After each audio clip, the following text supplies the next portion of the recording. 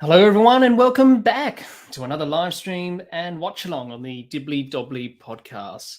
It's match number 31 of this T20 World Cup for 2022, and it's Australia versus Ireland from the Gabba.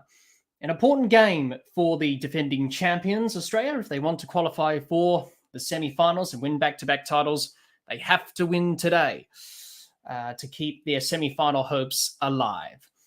For Ireland, it's a must-win game for them as well if they have any ambitions to qualify for the semi-finals. Thanks for joining us, everyone, and we're nearly raring to go for tonight's game between Australia and Ireland from the Gabba. Thanks for joining us once again. As I mentioned, an important game for both teams, especially for Australia, looking to qualify for the semi-finals. They need to win convincingly tonight against Ireland, boost the net run rate, and hope they win their last game against Afghanistan as well. For Ireland, they're coming off a rain-affected match against Afghanistan at the MCG.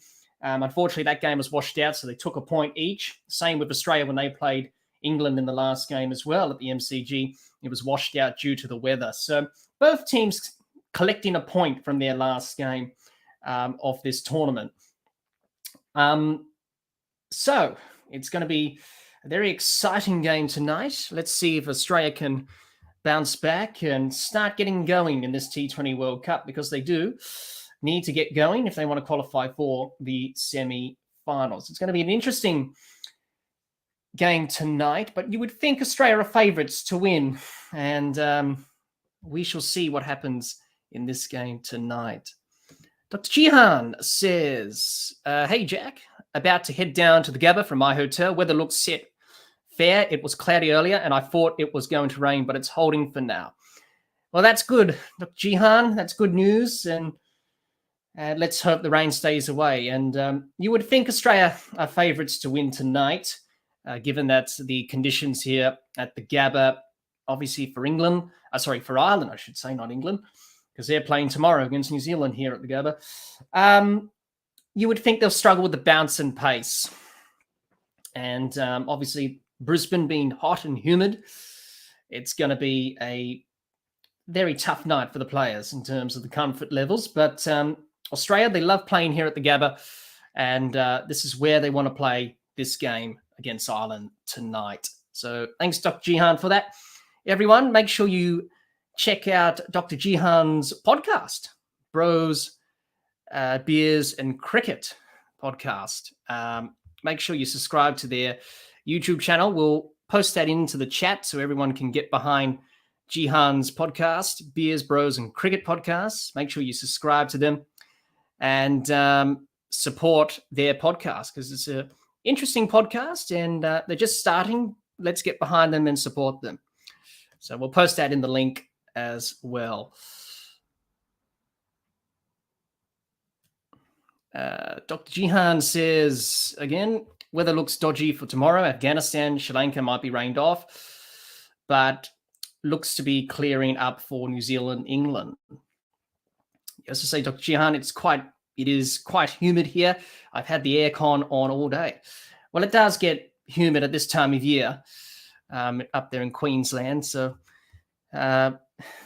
players, it will be a very different change from the weather that we've had in the other parts of Australia. But let's see how the weather holds for tonight and for tomorrow. Obviously, two very important days for Australia tonight, and also for New Zealand and England tomorrow. And that's an important game for England. If they are to win this, go through to the semi-finals, I should say, they have to win that game against New Zealand tomorrow. They can't afford a washout. If that happens, well, if Australia win their last two games, they're pretty much through to the semis. So all important games today and tomorrow, that's for sure. But thanks, Dr. Jihan. I'll post a link to your podcast in the chat as well, Dr. Jihan, so people can check that out. Dr. Jihan, you say, is Gabe joining me tonight? He was meant to join Jihan for a bit of the first innings. Unfortunately, Gabe's a bit under the weather, he said. So he'll try and get back on if he can in the future. But he was meant to join me tonight. unfortunately, he can't make it. He's a bit under the weather, so let's hope Gabe gets better. And he'll be back on the podcast in the near future, he said. So he's not going to join me tonight, Jihan. It's just me tonight. But it was great to hang out with Gabe yesterday, talking about the India and South Africa match. So, and that was an interesting result. India going down to South Africa there. Let's invest, says really muggy in Vegas right now. Well, it is, according to Dr. Jihan, it's a bit humid, a bit hot out there. It's going to get very uncomfortable for the players, but well, at least they're not playing during the day. They're playing in the evening, so it should be okay. The weather's holding, which is nice, and we're going to get a game of cricket on. Gaming Crab says Australia bat first. Well, that would be the plan for Australia if they are looking to boost the net run rate. I think that would be the plan, to bat first. Alrighty then. So the toss has just happened. Ireland have won the toss, and they have chosen to bowl first. So Ireland looking to chase and looking to use these conditions here in Brisbane. And we'll talk about that in the preview in just a moment before we just get the teams up and that. Dr. Jihan says, I've read a lot of social media posts after yesterday's game. So many fans are convinced India were match fixing, spot fixing. I'm really struggling to believe that, but they were blaming Kohli, Sharma, etc. Well, they weren't at their best, were they, Dr. Jihan? And watching the game with Gabe yesterday, as I did, the fielding was very poor and weren't quite at their best, unfortunately. So they need to improve in the next game against Bangladesh, which will be in Adelaide in a few days' time. And good to see the tournament going to Adelaide in a few days' time, which is good.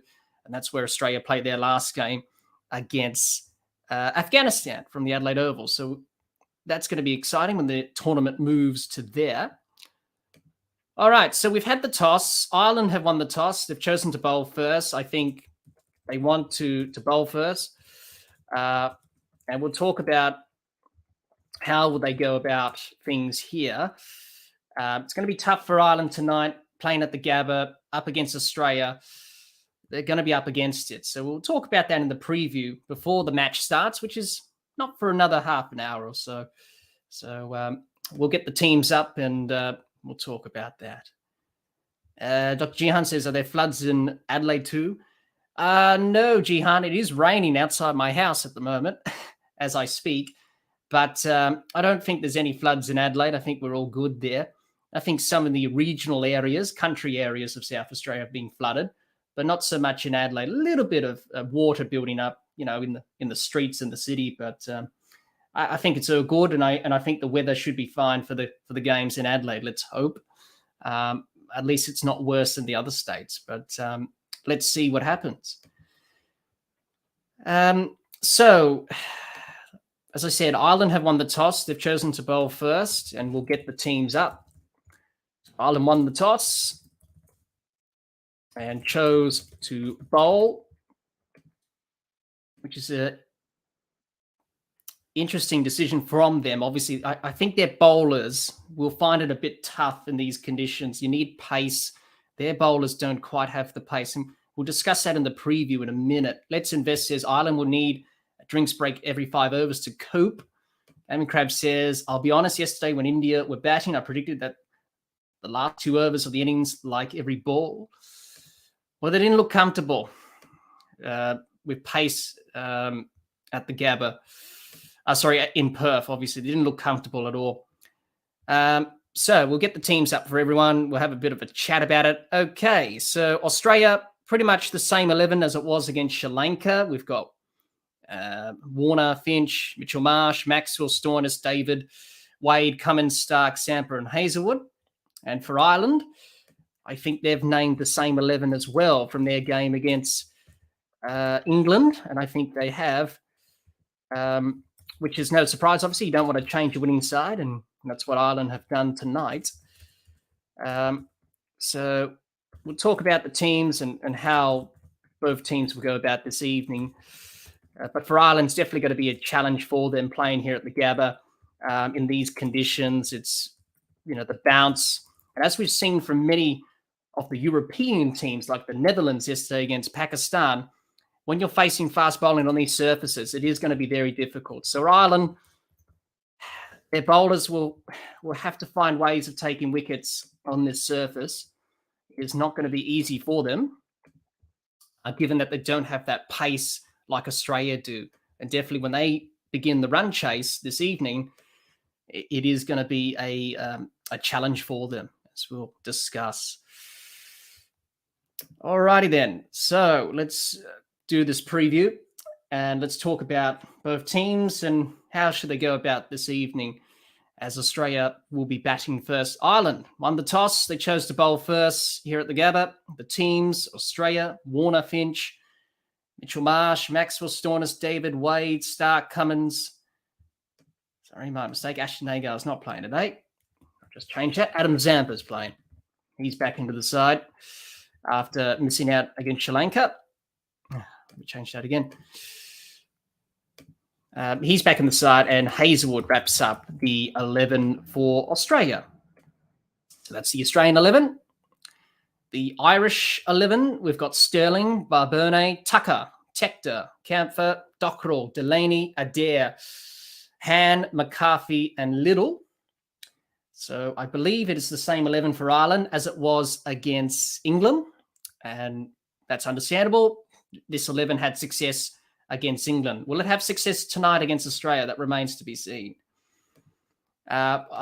Officiating team, the umpires, on-field umpires: Chris Gaffney from New Zealand, Nitin Menon from India, third umpire Kumadam Sina from Sri Lanka, fourth umpire Azan Raza from Pakistan, match referee Chris Broad, the father of Stuart Broad, from England. So there we go.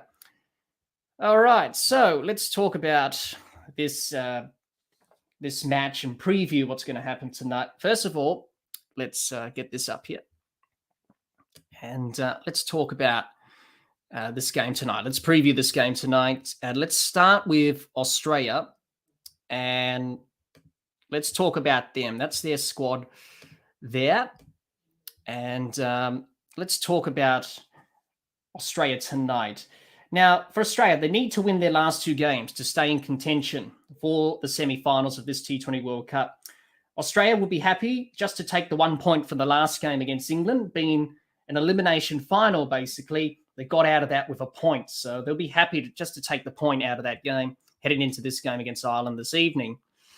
Australia had been inconsistent throughout this T20 World Cup, and I think most people would agree with that. But the game against Sri Lanka, they started to get things right. The batting was improved slightly, and the bowling was improved slightly, but there's still a lot of work to do with both bat and ball heading into this game tonight against Ireland.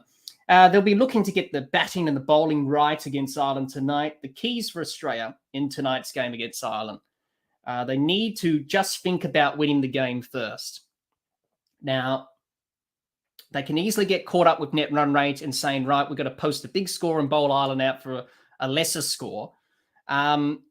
Obviously, Australia have got that opportunity because they're batting first tonight. Ireland won the toss, chose the field. So for Australia, don't get caught up in the net run rate. Look to win the game first. And then if there's a situation where net run rate is there for the taking in terms of boosting the net run rate, then capitalize on that. But look to win the game first. That's the important thing. Look to win the game, get the 2 points. That's the key tonight. And then net run rate will take care of itself. Obviously, keep things simple with the bat and the ball, Australia. Look to not overcomplicate things. Look to keep it simple. Go out there, do the basics well with bat and ball, and make sure you get it done. Obviously, should get the job done tonight, Australia. Obviously, they love playing here at the Gabba. It's a good surface, good bounce, good carry. The quick bowlers for Australia, the likes of Stark, Cummins, and Hazelwood, would love bowling here. They'll definitely test out the Irish batters on this quick bouncy surface at the Gabba. Early wickets is the key for Australia when bowling in the second innings tonight, because they're batting first. Obviously, Ireland tend to rely on Barberne, Sterling, Camphor, and Tector quite a lot in their batting. As we saw against England for Ireland, when those batters got out, they sort of fell away a bit with their batting. And also the pace from Mark Wood unsettled them as well. So we'll definitely see that tonight here at the Gabba. And obviously putting the Irish bowlers under pressure with the bat, making sure that you put them under pressure, not let them settle. And I think with the lack of pace that the Irish bowlers have, it's going to be easy for Australia just to score runs and capitalise on scoring opportunities. So there we go. So those are some of the key points for Australia this evening in terms of how do they go about winning this game against Ireland. Australia, well-experienced team compared to Ireland. Obviously, there was a lot of questions going into this game and also in the last game against England. Will Aaron Finch bat down the order? Now, he's opening the batting tonight with David Warner, and Pat Cummins is still on the side. We thought Cameron Green was going to come in for him. So Australia have stick with the same 11 as they've had throughout this tournament thus far, except for game 2, where Adam Zampa had to miss out and Ashton Agar came in. So obviously they've kept the faith, and Aaron Finch has decided I'm going to still bat at the top of the order. So for Australia, those are the key areas for them. Keep it simple, not worry about net run rate, look to win the game first and get the 2 points this evening. And put pressure on the Irish bowlers when you're batting, and when you're bowling, look to put the Irish batters under pressure with the pace and bounce here at the Gabba, because Ireland will struggle with that this evening. So Australia, very glad that they're playing this game at the Gabba, which is one of their favourite venues. Let's talk about Ireland. That's their squad there on the screen. Now, they're coming off a great win against England at the MCG, winning by 5 runs on Duckworth-Lewis. They've done well thus far in this T20 World Cup, managed to qualify from the first round into the Super 12s. They have been all over the place, from Hobart to Melbourne and now Brisbane here at the Gabba. This game is their biggest test thus far in this T20 World Cup. Playing Australia at the Gabba is not going to be easy. The bounce and pace will unsettle them and their batters. And obviously not used to playing on these surfaces and facing fast bowling in excess of 140 to 150 at times. Not going to be easy with Stark, Cummins and Hazelwood steaming down the 22 yards, and also facing a good quality leg spinner and Adam Zampa as well. So they're definitely going to be tested, Ireland. So for Ireland, it's definitely going to be a test, that's for sure. And are they up to the test? Well, let's see that tonight, but they've got to find a way. Some of the keys for Ireland in this game, they've got to find a way to deal with the Australian fast bowlers. Look to score. How are we going to score against them? How are we going to play on this surface? You've got to find out some options and some solutions to deal with that. If they don't, as we saw with many teams who are not used to these conditions, they're probably just going to have a batting collapse and get bowled out for nothing, as we saw with the Netherlands yesterday to Pakistan and Perth. So they'll need to find a way to get through those tough periods. Obviously, they're chasing tonight. That's not going to be easy. Obviously, they've asked Australia to bat first, so which is good for Australia's point of view in terms of the net run rate. But for Ireland, it's a lot of pressure on them chasing. But the bowlers, they will need to come up with plans on this Gabba wicket to the Australian batters, because their pace is not up there. They bowl 120, 130. That's not going to trouble the Australian batters all that often on this surface. So they need to get their lines and lengths right, and they'll need to take their opportunities when they come. So definitely going to be a big test with bat and ball for Ireland this evening. But this experience will serve them well against Australia in the long run, if we think about development and that. Obviously, this is the second T20 International that these two sides have met in. And the first one was back in 2012 in the T20 World Cup in Sri Lanka. So there we go. So that's what both teams need to do in this game. We'll get to the comments and see what people are saying. Dr. Jihan says, Australia need to think about the net run rate too. They have to get as many runs as possible. Yes, Dr. Jihan, they do, and they've got a good opportunity batting first. But as I mentioned earlier, don't get carried away with that. Don't think about the net run rate now. Just think about batting and scoring a good total that it's going to be difficult for Ireland to chase. You can get caught up in that, and if you start thinking too far ahead, it's a bit dangerous. So you've got to think about the present moment, which is now. Let's just go out there, bat the 20 overs, get a good score, and then try and bowl Ireland out cheaply. If they can do that, you'll definitely boost the net run rate, that's for sure. But they've got a good opportunity to do that. And obviously, look, really, net run rate will only come into it if England win tomorrow against New Zealand. If they don't win against New Zealand tomorrow, England, then that's it. Doesn't really matter about net run rate because you'll think New Zealand and Australia will go through with enough points and enough wins. So it doesn't really matter. But for Australia, they'll be looking to boost the numbers if they can. So we're not far away from this game starting, and we're raring to go here at the Gabba. And it's going to be a very exciting game tonight. As an Australian supporter myself, I am predicting that Australia can bounce back and put in a good performance this evening. They got to, and we're at the business end of the tournament. This is where you've got to start playing your best cricket. So not far away from this game starting, and both teams are raring to go. They're eager. Gaming Crab says Warner needs to score now. Stark is due for a few wickets. Well, Mitchell Stark bowled well in the last game against Sri Lanka. And obviously, his record here at the Gabba is quite reasonable. Took 4 wickets early this summer against the West Indies when they played here before this T20 World Cup started. But yes, David Warner is due for some runs. He's just missed out on a few occasions. Dr. Jihan says, I'm worried England will beat New Zealand as well as they've played. I don't rate New Zealand. There's a lot of pressure on them, Jihan, in that game for England. I still think New Zealand can get the job done. And I think they can. Look, what I've seen from England thus far in this T20 World Cup, they haven't been convincing, especially in the game against Ireland. And New Zealand, the way they played against Australia and Sri Lanka, obviously didn't play that game against Afghanistan. It was washed out. To me, they look the better side going into that game. We shall see what happens tomorrow. But I think New Zealand, if they win, then that's it for England. Australia will thank New Zealand very much. And but we don't want to get into a scenario where everyone's on 7 points each. And we don't want that to happen because it will come down to net run rate. So Australia batting first this evening is a good start for them. Let's invest, says England will beat New Zealand. So Australia will need some big wins. Well, you would think you would think Australia will definitely win these last 2 games against Ireland and Afghanistan. Obviously, I think tonight here, I think Ireland will struggle a bit with the batting and the bowling on this surface. Gaming Crab says, I don't see one consistent batsman in England. While the Kiwis have Conway and Glenn Phillips. Well, they've been in good touch, obviously. They're going to be important in that game tomorrow against England.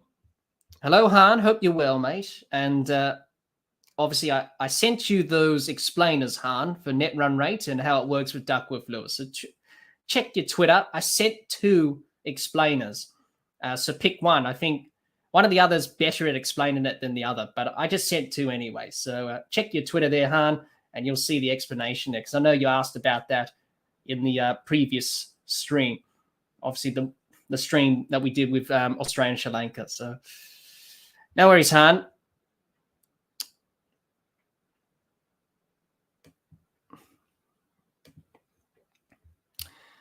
All righty then. We're not far away. Australia are batting first. Ireland won the toss. They chose to bowl first, which is going to put a lot of pressure on them when they're batting second, chasing tonight. And let's have a look at some of the stats between the 2 countries. Now, they haven't played much T20 Internationals. They've only played one before tonight, and that was back in 2012. That was the T20 World Cup in Sri Lanka, and they played at the Colombo Premadasa Stadium in Colombo. So Australia lead 1-0. And tonight's game's the first time they're playing in Australia. And going to be very interesting to see how both of these teams go this evening. Well, Han, he's not coming tonight. Gabe's not coming. He was meant to come, but he fell ill. So he couldn't make it. So wishing Gabe all the best and hope he gets better. But we'll probably have him on the podcast down the track. But he did say he was going to come today, but obviously he had some illness that he didn't feel quite right. So a bit under the weather, but so It looks like you're going to be on your best behavior this evening, Han, so no funny business. All right, both teams are ready for the national anthems. Ireland and Australia raring to go to sing the national anthems. Han says, get well soon, Gabe. Yeah, he just felt a little bit under the weather all of a sudden. So Let's Invest says Gabe has Duckworth disease. Gaming Crab says, who do you think will score most for Australia? Well, you would think David Warner, maybe, if he has some time in the middle and gets on that bit of a roll, then you think David Warner.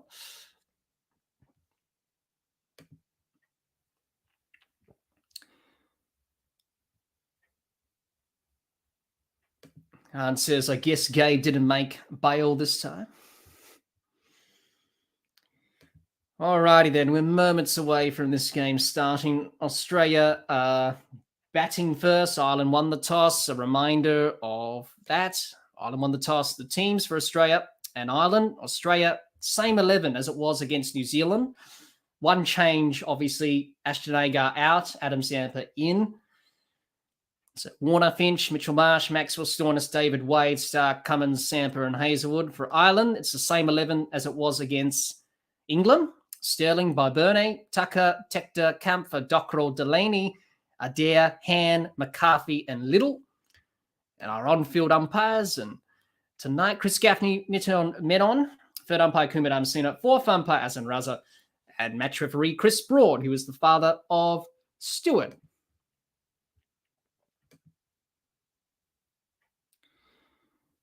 Han says, seen as today is an Irish holiday that the world now celebrates, you should all be cheering them on. Is it a national holiday today in Ireland? I didn't know that, Han. Thanks for that. Australia singing Advance Australia Fair. Singing it proudly. Dr. Jihan says, what do you think the Adelaide pitch will be like, Jack? More like Sydney? Well, initially in Adelaide's a good surface to bat on, isn't it? In the Big Bash, it's pretty good to bat on. It'll have a little bit of something there for the bowlers as it does in Adelaide, but it's usually a good batting surface in Adelaide. So I'm expecting a good contest between bat and ball, Jihan. You won't have the pace and bounces you will have in Brisbane and Perth, but obviously it should be a good contest. Initially is in Big Bash cricket as well. A lot of runs scored and usually good contest, something in it for the bowlers. So I can't wait for the games, obviously, to be in Adelaide, of course. Adelaide Oval is one of my favourite grounds. I've been there many times. Watching Big Bash and also international cricket as well. Gaming Crabs says, I pray that we get a Maxwell 50 today. Well, we hope so too, Gaming Crab. He needs some runs. Han says, Halloween is an Irish-Scottish festival. Oh, yes, it is Halloween tonight, isn't it? Well, quite a spooky evening tonight with Halloween. Alrighty then, we're raring to go now. We're ready for the first ball of this match. It is Australia and Ireland from the Gabba. Must-win game for both teams. It's a must-win game for Australia to stay in the semi-final running. David Warner, Aaron Finch out in the middle. And they'll be looking to get the team off to a good start. Aaron Finch, let's hope he can time the ball this evening. Han says, of course, 2,000 years ago, they weren't dressing up like Top Gun and asking for lollies. Thank the Yanks for that. And I specifically mean Nick and Gabe. Well, definitely a lot of people will be trick-or-treating in the States. It's usually in an American tradition, not so much in Australia. I never really did it, to be honest. Anyway, here we go. Good crowd in at the Gabba. Obviously, Dr. Jihan's at the Gabba, so we may see Dr. Jihan on the coverage. If the camera pans into the crowd, he's there at the ground watching this game, and he'll provide some reports on us and how the pitch is playing and what's the weather like. It's humid up there in Queensland. Obviously, this time of year, it's usually the rainy season. It's usually hot, humid. But the weather's holding fine, which is good. Here we go. The countdown now. 5, 4, 3, 2, 1. And we're underway. First ball. It's going to be David Warner on strike. Here we go. First ball of Australia and Ireland. Down the leg side. It's a wide to begin proceedings. And Australia off the mark. No, it wasn't a wide, sorry. Chris Gaffney said it brushed the thigh. So Little, Josh Little, the Irish bowler, got away with that wide call down the leg side. Gaming Crab says, just like a great commentator says, let's get it on, Gilly. So here we go. Josh Little, second ball now to David Warner. He's in. He bowls. This one short. Warner cuts through point for a quick single. Oh, he was gone, Aaron Finch, at that hit. That was nearly a run out. He was gone if it hit Aaron Finch, but luckily the fielder at point missed it. Gets away with that. A bit of a tight single from Warner. The fielder at point did well to get to it. Oh, he was gone for all money, Finch, but it was well off target. It was wide. The throw was wide, but he was gone if that was a direct hit, Aaron Finch. Hans says, I can picture it in a straight trickle treat. Rack off your bludger. Dr. Jihan says, how was that not a wide? Well, it probably brushed his thigh guard, Jihan. That's what Chris Gaffney was signaling there. Little in, bowls to Finch, pulls through square leg. He's off the mark for a single. Come back for two. Good running. They'll come back easily for two. Aaron Finch, good start from him. Good start from Australia early on in the first over. Han says, is there any threat of rain? No, Han. The weather looks okay. Dr. Jihan's at the ground. He said it's a bit humid. It was a bit cloudy today, he said, but the clouds are holding, which is good. Looks okay for the time being, but let's hope the rain doesn't come. Australia need the 4 points and the full game. As Little comes in, bowls to Finch, drives on the back foot to cover, and there's no run. Dot ball. 2 balls left of the first. Ireland winning the toss, choosing to bowl first. Looking to restrict Australia here, but an opportunity for Australia to get a good score, I think, around about 170, 180, 190. I think that could be enough. I don't think Ireland have the firepower to chase that down against Australia on these conditions. Here we go. Little in now to Finch. He's in. He bowls. This one's short. Pulled away through square leg from Finch. The fielder at deep square leg will cut it off for 2 more runs. And Australia off to a very productive start in this first over. Australia's record at the Gabba. They've won 5, lost 1. It's pretty good out of 6 games.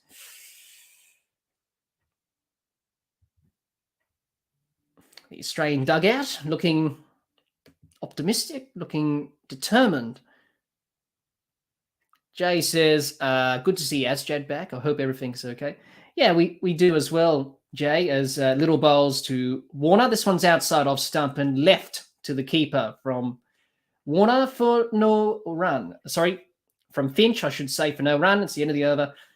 It is none for 5 after 1 for Australia. Yeah, Jay, it was good to see Asjad, obviously. And let's hope everything's okay. And we wish him all the best. And it was good to talk to him yesterday on the stream with Gabe as well. And yeah, good to see him live streaming and talking about cricket. But if you're listening to Asjad, our thoughts are with you and we wish you all the best. Han says, wow, it's 24 degrees there. A big difference from Melbourne. Yes, it is. It's usually hot in Queensland, humid. Usually this time of year it is. It's going to be Mark Adair into the attack. Mark Adair into the attack for Ireland.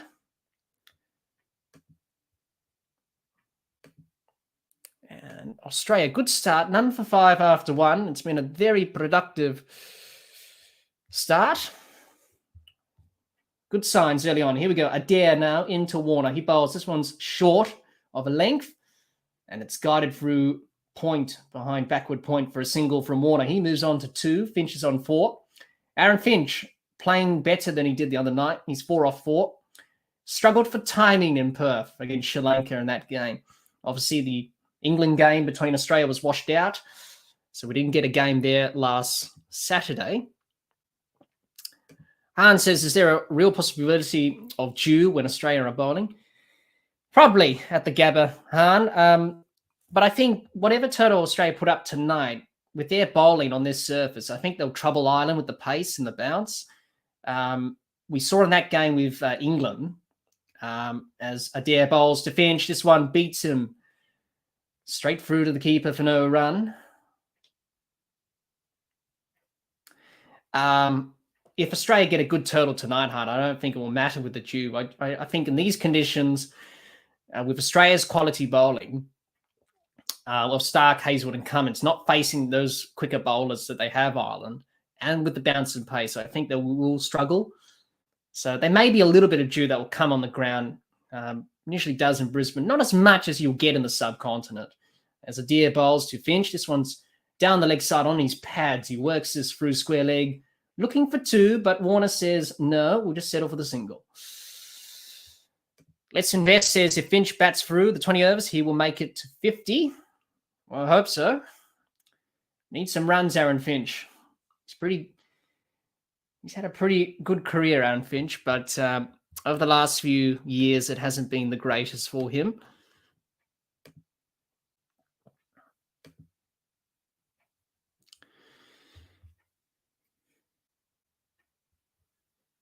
So here we go. Adair in.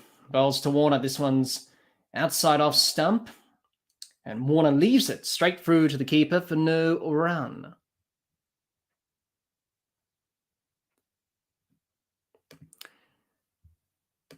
Dot ball there. Good over from Adair.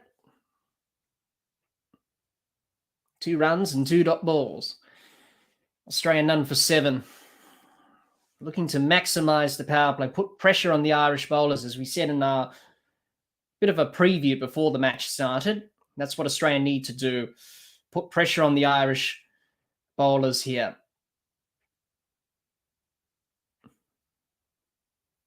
Gabba, usually a good surface, good bounce, good carry. We saw that yesterday in the game between Zimbabwe and Bangladesh. Adair in to Warner. He bowls. Warner defends. Back down the pitch to Adair for no run. Another dot ball. The weather looks good. Looking at that shot on the camera, on the broadcast, it looks pretty good. No threatening clouds at all. And Australia and Ireland here at the Gabba, looking to win this game tonight, the defending champions. And they're already started off to a good start. 9 for 7. Ireland, they've been good. How long can they keep this up? Adair bowls to Warner. This one's a full toss and hits straight to the fielder at point. He was on the ring. And they'll get a single to end the over. It's none for 8 after 2. And Australia looking to get a big score here to boost the net run rate. But for Australia, it's not about thinking about that now. It's just about posting a big total that we can defend and posting a total that will be good to win this game. Obviously, anything up towards that 190 mark, maybe 180, I think Ireland will struggle. So here we go. David Warner. Aaron Finch down the middle. Here we go. Another change to the attack. It's going to be Barry McCarthy in. He's going to bowl the 3rd over. So Balbirnie ringing in the changes. He runs up. He bowls. He's into Warner. And gone. Caught a short fine leg. David Warner is gone for 8. Gone for 3. It's 1 for 8 for Australia. And Let's Invest says he's gone. But he is gone. Well, the Irish have struck early. Come on, Australia. Let's go here. Come on. Let's get a big score here. Let's stop mucking around and let's get on with it. That's a very good catch from the short fine leg there. David Warner tried to... That was uppish and could have kept it along the ground. He's gone for 3. It's 1 for 8. Mitchell Marsh comes to the middle. Mitchell Marsh, get a partnership with Aaron Finch. Let's get on with it. Let's stop mucking around tonight, Australia. Come on.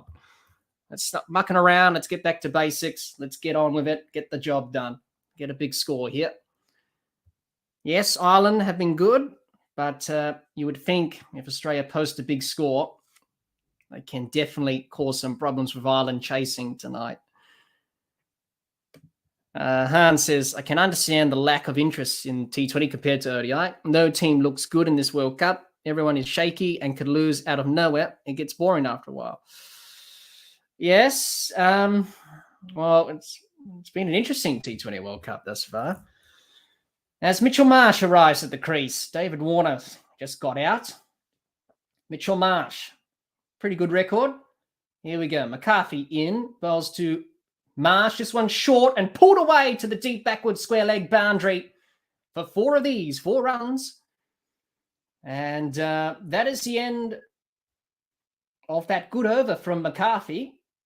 1 for none was looking pretty good, and then all of a sudden gets hit for a boundary. This one short, just set up, doesn't have the extra pace, McCarthy. And Mitchell Marsh, obviously playing at the Wacker and playing at the Perth Stadium. He's always a good puller and hooker of the ball. And he's not going to miss out on that. Good shot from Mitchell Marsh. His first boundary is off the mark. McCarthy in again to Marsh, bowls, and Marsh works this through square leg, and he'll pick up a single. Good batting. Siddharth. Hello, Siddharth. Good to see you. You say, why is Finch not attacking? Does he know about net run rate? Siddharth, as I mentioned earlier, I think for Australia, not to get carried away with the net run rate now. Just focus about batting and focusing about posting a good, decent score. And then with the ball, take early wickets, put Ireland under pressure. For Australia, just focus about winning the game first. The net run rate will take care of itself. McCarthy bowls. This one's short, and Finch pulls this behind square on the leg side for a dot ball. Aaron Finch looking okay this evening. He was a bit shaky in Perth. And Ireland got the first wicket of Warner, but still a long way to go in this match. Jay says, I think New Zealand and South Africa look most stable. They do. They look okay. They look the strongest teams at this T20 World Cup. As McCarthy gets ready to bowl the 5th ball. In, bowls to Finch. This one's short, outside off stump. Finch guides this to the fielder at deep point, and he'll pick up a single. Raj says, hey, how's everyone? Hope you're well, Raj. Thanks for joining us. Yes, to say, Raj, I am in recovery, so I'm happy even after yesterday's loss. Just dropping in to say hi. We'll try to be back soon. Well, thank you. Thank you, Raj, for that. Good to see you. I hope you're feeling better. McCarthy, last ball of the over. He's in to Marsh. This one short of a length. Marsh leaves it. Goes straight through to the keeper for a dot ball. It's the end of the over. It's 1 for 14 after 3. And Australia looking for a big score here to boost the net run rate. But for Australia, it's just about focusing on just winning this game, first of all. And then if the net run rate situation comes, then capitalize on that. Siddharth refers to that here. Don't think England will lose to New Zealand or Sri Lanka. Net run rate would be crucial. Well, Siddharth, from an Australian point of view, I will hope they will beat England, New Zealand. It makes it easier for Australia. But yes, obviously, Australia will be looking to boost the net run rate here. Here we go. It's going to be Josh Little back into the attack. So he's changing his bowlers around. Barberne looking to make sure that either batters don't settle with one particular bowler. So Aaron Finch is on strike. Here we go. Little in to Finch. He bowls. This one's short. Guided into the covers. Oh, and again, Aaron Finch nearly got run out again. That was a risky single, but nonetheless, he gets a single at the end of the day. And Let's Invest says another run out. Siddharth says Finch trying his best to run himself out. Han says, I think that if England struggle against Afghanistan and Ireland's bowling, then Bolt is going to have a field day with them. Yeah, that's right, Han. They don't look convincing, England, to me. New Zealand look far better than England going into tomorrow's match. But I think they'll win New Zealand. Little in bowls to Marsh. Marsh defends this to point. And there is no run. The score predictor is saying 171 here. I think that will be a good score from Australia. Anything 170, 180, 190. I think Ireland will find it a little bit difficult to chase down those runs. We know with Ireland, they do rely heavily on Barbernet and Sterling, and then Camphor and Tucker and all those guys, and Tector. So not going to be easy for them in the run chase this evening. It's Little in again to Marsh. Bowls. This one short. Marsh guides it to backward point. Misfield from backward point. They'll pick up a single. A bit sloppy from Ireland there. Got to be on in the field, especially bowling here to Australia at the Gabba. Got to make sure you field well. We saw yesterday with India, their fielding cost them big time in that game. And also with Sri Lanka and New Zealand, Sri Lanka didn't have a great day in the field. They dropped Glenn Phillips twice or something like that, and he went on to make a century. Mitchell Marsh. Aaron Finch at the middle, trying to build a partnership here. Here we go. Little in bowls. This one short. Hits Aaron Finch on the shoulder. In the end, goes through to the keeper for no run. Aaron Finch looks okay. Jay says today, one game only. Yes, Jay, it's only one game tonight. That's Australia and Ireland. Tomorrow's a double header right here at the Gabba. Sri Lanka and Afghanistan will be the day game. And obviously the big game, England and New Zealand, will be in the evening around about this time, obviously like tonight's game. So only one game tonight, Jay. Yesterday was a triple header. So Little, good short ball there from Little. I'm guessing he's got some pace here. I've seen he bowled 140 in this overs thus far. Little bowls. This one outside off stump, short and wide, and Finch carves this through the covers for a boundary. That's more like it, Aaron Finch. 4 runs, and that goes all the way to the boundary for 4. Good shot from Aaron Finch. Having a look at the replay, that was just short, outside off stump a bit. Finch just backed away to the leg side to give himself room to access the offside, and he did that well in front of square on the offside through the covers for a boundary. Aaron Finch looking better than he did against Sri Lanka. He looked pretty ugly in the last game against Sri Lanka. Little in, last ball of the over to Finch. Bowls, and Finch carves this to extra cover. And Balboni does the fielding. The Irish skipper. It's the end of the over. It's 1 for 20 after 4. It's a promising start from Australia. And Australia looking to put the pressure on Ireland in the power play. Han, you say, the thing with England, like I said before the World Cup started, is that if their batting fires, then they can score big. But the bowling can't take wickets. So far, the batting hasn't clicked at all. No, it hasn't. It hasn't. And the game against Ireland obviously was pretty poor with their batting. Obviously, their bowling was poor as well. But you would think Ireland deserved to win that game, obviously. I know Nick from Cricket for Americans wasn't happy about the result, obviously, in that video that he did with Gabe, obviously, which many people have seen. I did watch it myself. But that's the way it is. And England knew what the pass score was, and they couldn't reach the pass score. So here we go. Mark Adair into the attack. He bowls to Finch. This one traps Finch onto the pads. There's an appeal for LBW, but it's going down the leg side. And it looked like it was going down the leg side, which it was. Dot ball there. Yeah, they just haven't looked convincing, England. And really, I think, obviously, I'm hoping New Zealand wins tomorrow, because if they do, England are going to book the first flight back to Heathrow and going to miss out on the semi-finals, because I don't like to see England win. Obviously, I'm an Australian supporter, so of course I'm going to say that. And it makes Australia's job a lot easier. As Adair in to Marsh, and Marsh pulls this behind square on the leg side to deep backward square leg for a single. Took his hand off the bat there, Mitchell Marsh. Jay says, I think England is being overprotected with playing Mowing Livingston at the lower end. Han says, England's loss to Ireland was their own fault for wasting overs with slow batting when they knew rain was in the air. Well, it was. It was pretty poor. And Adair in to Finch. He bowls. This one's short, outside off stump. Racing away to the cover boundary. The fielder would cut it off for a couple of runs in the deep. And Aaron Finch gets a couple of runs there. Well, yeah, that's their own fault, England. They've only got themselves to blame. And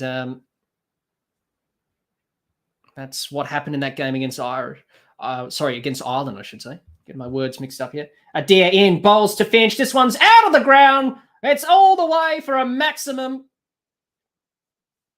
If only we had Billy Bowden doing the 6 signals. That was 6 runs there. What a shot from Finch. That's more like it. Put the aggressive approach into action. Put the Irish bowlers under pressure. That one's in the slot. And Finch over deep mid-wicket for 6. That's more like it, Aaron Finch. Much better from Finch. Look to attack. Play with that freedom. John, good evening, all you say. Good evening, John. Hope you're well, mate. And great to see you back. Garra says, hello, Jack. This wicket looks quite good for batting. Australia should score at least 180. Yep, it does. Adair in. Finch tries to cut it. Play and a miss. Straight through to the keeper for no run. Yeah, it looks pretty good surface. And usually is at the Gabba. Good bounce and good carry. So I think anything 180 plus going to be difficult for Ireland to chase down, especially against Australia's bowlers, as we talked about in the preview before this stream. Han says, I would think that if you know rain is around, then you want to be ahead of Duckworth Lewis Stern calculation, not behind it and messing around with slower strike rates. Well, yeah, as a player, you should know that. Adair bowls to Finch. This one's well outside off stump. It's going to be a wide. Already good over from Australia. Adair not quite getting it right there. Aaron Finch, what a blow that was. That's what he's got to do, Aaron Finch. Look to just go out there and back himself. I know he's been in a form slump, but that's what he can do there. Good shot into the crowd. I'm not sure if it was caught in the crowd or not. Here we go. Adair, last ball of the over after that wide. He bowls. This one's full, outside off stump. Finch, up and over the top of the covers for 4. That goes down to the boundary for 4 runs to win the over. Good over from Australia. Good over from Aaron Finch. It's the end of the over. It's 1 for 34 after 5. And already Australia starting to flex the muscles here at the Gabba.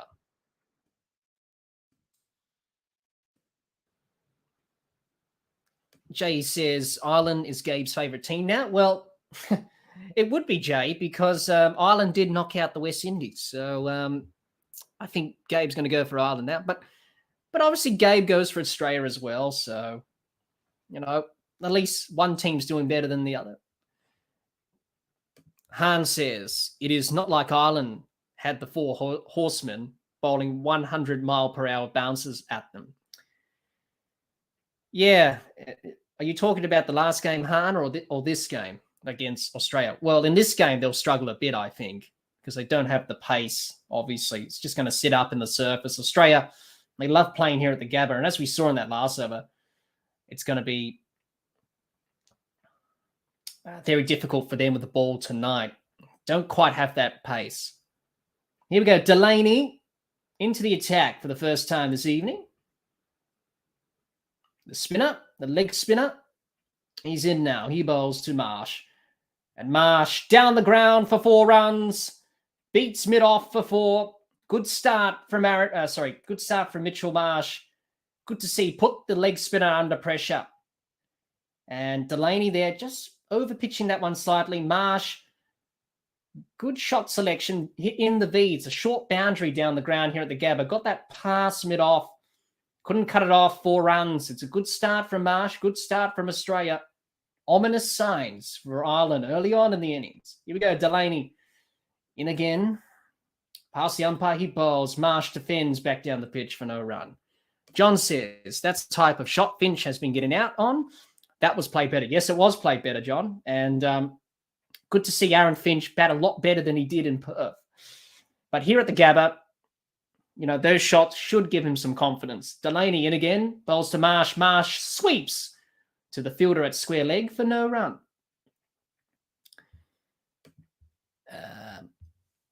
Gaming Crab says, Marsh, yes, it was a very good shot. Han says, Gabe is obviously a West Indies fan because they are both used to getting knocked out early on. Delaney in again to Marsh. He bowls. Marsh defends on the back foot, back down the pitch for no run. Han says, I was talking about England's awful batting versus Ireland, knowing rain was going to shorten the game. Yeah. Well, yeah, obviously this Irish attack, if there's something in the wicket, they can use that to their advantage. But if they're playing here at the Gabba tonight, there's not much in the wicket in terms of of anything. So as Delaney bowls to Marsh, Marsh defends to mid-off, no run.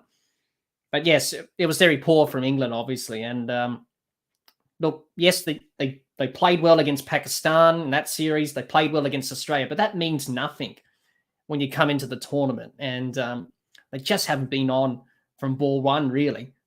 Last ball, the over from Delaney. He bowls to Marsh. Marsh defends. There's an appeal from Delaney. Thought it was pad first or boot. In the end, Niton Menon says not out. Pretty sure it was a bit of bat there. That's the end of the power play. 1 for 38 for Australia. Not a bad power play. Would have liked a few more runs, but 1 for 38 is a good start. And they're starting to branch out. They're starting to be aggressive, putting the pressure back on the Irish bowlers. Australia looking for a big score this evening. And that will be the plan to boost the net run rate. Jay says Gabba is Brisbane, right? Yes, it is, Jay. Gabba is short for Wollongabba. So the actual name of the Gabba is Wollongabba. That's the area in Brisbane where the Gabba is.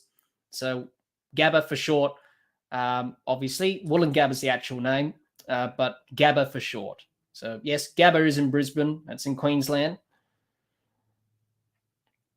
So it's going to be Han into the attack. So Finn Han from Ireland, 24 years old. It's his fourth match. Bowled pretty well against England the other day at the MCG.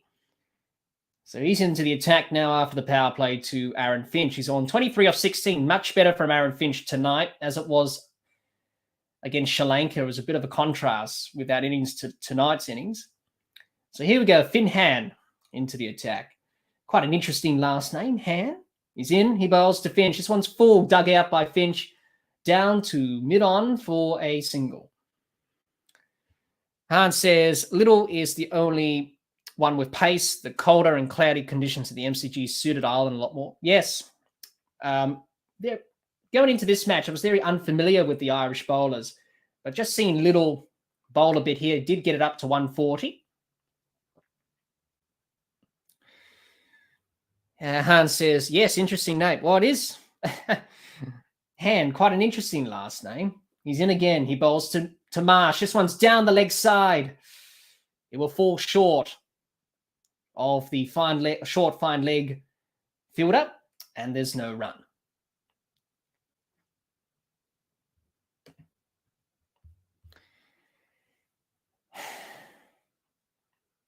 Good start from Australia. Would have liked a few more runs in the power play, but 1 for 38, good start. It's all about trying to get a good total here. Good crowd in tonight, and in again to Marsh bowls, and Marsh over the top of deep mid wicket for 6 runs. That's gone many a mile. That's gone into the second tier, and Mitchell Marsh is starting to flex his muscles, and that's more like it. 6 runs. Good shot. Poor delivery from Han. It was in the arc. It was in the slot. That went 102 meters. Second tier here at the Gabba. And Mitchell Marsh, he has a lot of power. And what a shot. Just about the second. Yes, it did get into the second tier. So Finn Han, expensive over. Here we go. Han in again to Marsh. Bowls. Marsh tries to pull it. Mistimes it. Goes straight through to the keeper for a dot ball. That one's a slower ball, 117 kilometers per hour. I don't think you'll be looking to take pace off. As we saw in the last shot, Mitchell Marsh pounced on that. Gaurav says all muscle, power. Yes, it was. Dr. Gihan says Gabba, sure. Is Brisbane or Bris Vegas? Han says Little is the one who was bowling around 150 kilometers per hour during the 100. Han bowls to Marsh. This one's gone straight through to the keeper for a wide. So an extra delivery there from Han. Obviously didn't quite get his line right against England, Han, when he came in to bowl in that game. Marsh again. This one's over the rope again for 6. This one even better. 6 more and the 50 up for Australia. That's not the delivery to be bowling from Han to Marsh. In the slot again. Just have a look here. Just short. It was short. And he was able to cut that over the rope for 6. 86 metres, that one. Mitchell Marsh is in a hitting mood. And the crowd nearly caught that. Yeah, not the delivery to bowl into Mitchell Marsh. And he's clubbed that over the rope. Han bowls to Marsh. This one's a full toss. Marsh glides it onto the leg side through mid-wicket for a single.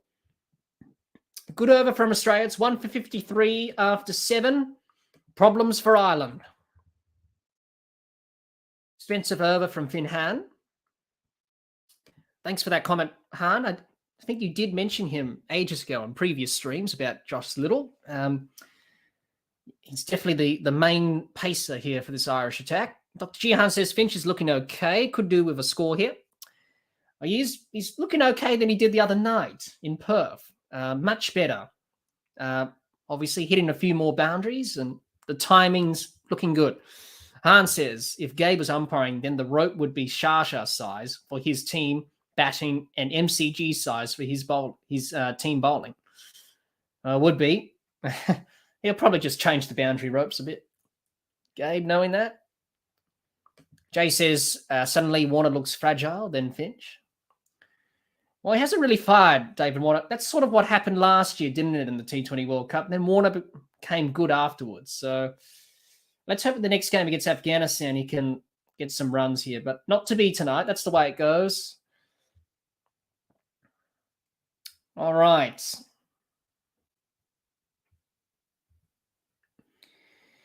George Dockrell into the attack. He's a spinner. It's done pretty well with the bat for Ireland. Into the attack now. Barberne ringing in the changes. Here we go. Dockrell to Marsh. Bowls. Marsh pushes this to mid-off for a single. Good start to the over. Han says, maybe the bizarre scoring system in Australia has confused the Irish. Look like they have 1 run and we have 54 wickets. Well, we do it the other way around in Australia. Han, we say 1 for 54 and not 54 for 1. I know it's the traditional way of saying the score is Dockrell bowls to Finch, and Finch up and over the top, down to the long off boundary. In the end, he'll pick up a couple of runs. The fielder slipped there, but he did well to field the ball. But a couple of runs. Aaron Finch starting to branch out, starting to be aggressive. Yeah. But, we've always done that. Ever since the game came to Australia, we've always said the score the other way around. Dockrell in, bowls to Finch. Finch works this behind square on the leg side, the short fine leg. In the end, it's a dot ball. And there's no run. Jay says, if Marsh, Green, Storners, Tim David play in that 11, would be destructive. Yes, it would be. Dockrell bowls this one onto the pads of Finch, works it behind square on the leg side for a single. Good batting from Australia, and it's a good start from Australia. Ireland, they've got some concerns. They've got some problems they need to address. John says, for some reason, there is a section of the crowd dressed like Super Trooper characters. Good effort, that. Yes, there is. I did notice that. Dockrell in, bowls to Marsh, works this through square leg for a couple of runs. Good running. And 2 runs here. Ireland, they have to be on it in the field. They can't afford the easy couple. Easy 2s and easy 3s, I should say. Quite big square of the wicket here at the Gabba. Thanks for joining us, everyone. Australia versus Ireland. Match number 31 of this T20 World Cup. And I think a lot of people will be saying, when is this World Cup going to end? Well, it's going to end in a few days from now, or to a week or so, something like that.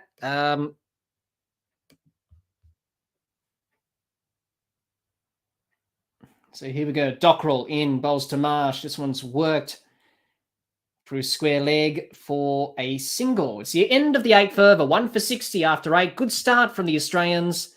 They're on track for a big score. And this is what you like to see from Australia. Just get off to a good start, good foundation. Ireland have just been a little bit expensive here. John says, Fox has the score shown as runs and wickets. International pressure. Have they, John? I I've noticed they've just had it the same way as they have done.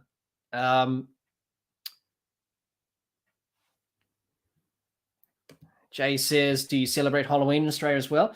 Some people do. I don't. I don't tend to celebrate it. We do a little bit, but you expect people in America, Europe, stuff like that, celebrate it a lot. Okay, McCarthy in again. He's taken the first wicket for Ireland. He's back into the attack. Barberne swinging the changes. Australia 1 for 60 after 8. It's been a good start, going at 7.5 runs per over. So here we go. McCarthy. He's into Marsh. He bowls. Outside edge and gone, is it? Yes, it is. That's the end of Marsh. And he's gone for 28. Disappointing from Mitchell Marsh. That's not the shot to be playing. Just leave it outside the off stump. You don't need to play that delivery. Less Invest says Marsh is gone. Well, he didn't need to play at that ball, Mitchell Marsh. And it was an under edge, straight through to the keeper, and Tucker takes a very good catch. So McCarthy's got the 2 wickets of Warner and Marsh. But Ireland, they know that Australia still has some dangerous batters in the shed. Glenn Maxwell makes his way out to the middle, and he's pretty destructive on any given day. But disappointing from Mitchell Marsh, 28 off 22. Poor shot selection there, but anyway, brings Glenn Maxwell to the middle. John says, hadn't noticed it before, but 60 for 1 shown tonight. Yeah, John, because this coverage is the ICC's coverage. It's not Fox Sports. This is the ICC's network, basically, covering this game. So that's why the score's 60 for 1 the other way around. So, well, now 60 for 2, obviously, because Marsh is gone. So it's an ICC broadcast. That's why the broadcast is a bit different than you would seen before. Hart says the urban legend about the scoring is that the first scoreboard in Australia had wickets first, then runs on it. So they stuck with that way of displaying it. No idea if that's true. I did hear about that, Han. I think we did, actually. McCarthy bowls to Maxwell, glides this through the offside, picks up a couple of runs. He's off the mark. Australia 2 for 62. Yeah, I believe so. And I think we've just stuck with it ever since. We tend to do things differently in Australia. Obviously,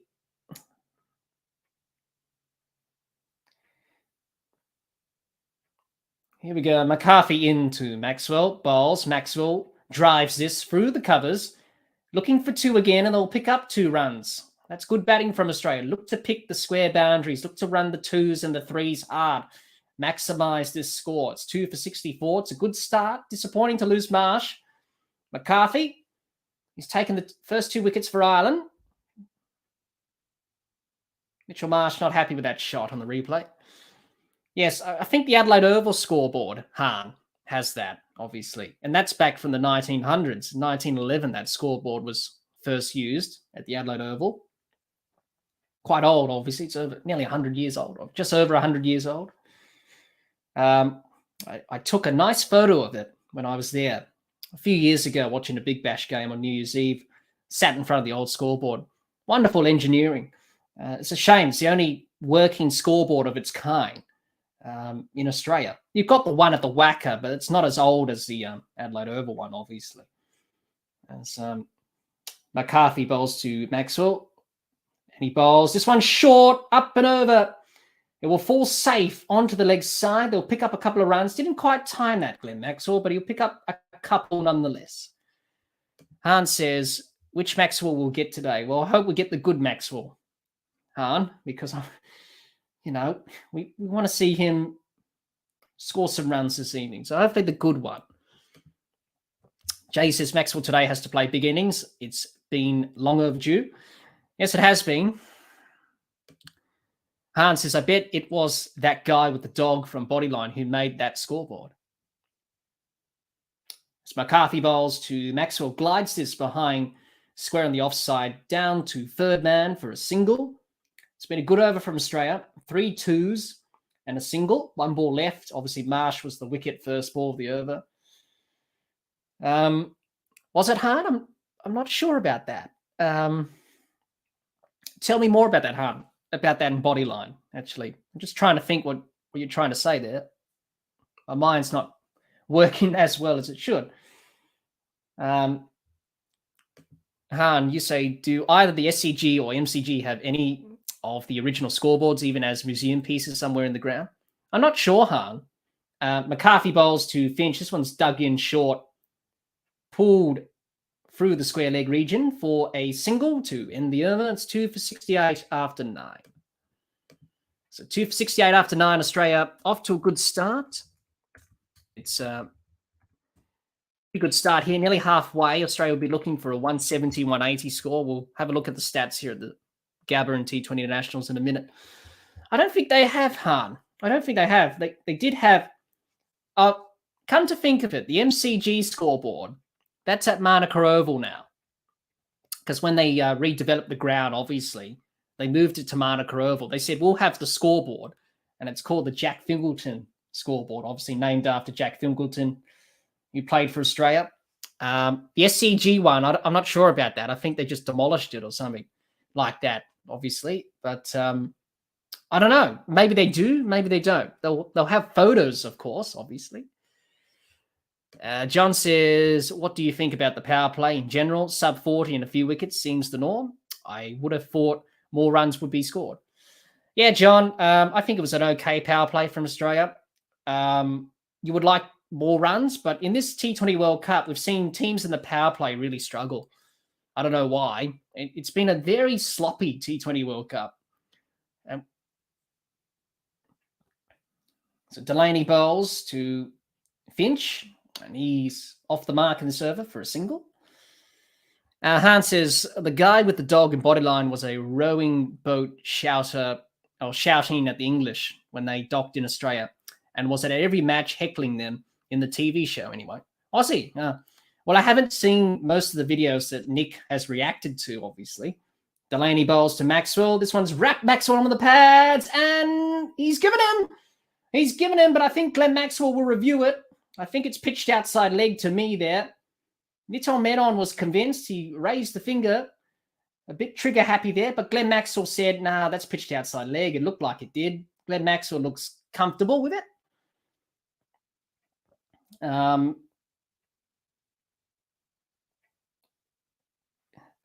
Thunder Hayes. Hello, Thunder Hayes. Hope you're well, mate. Let's Investors review it. Well, they've just done that.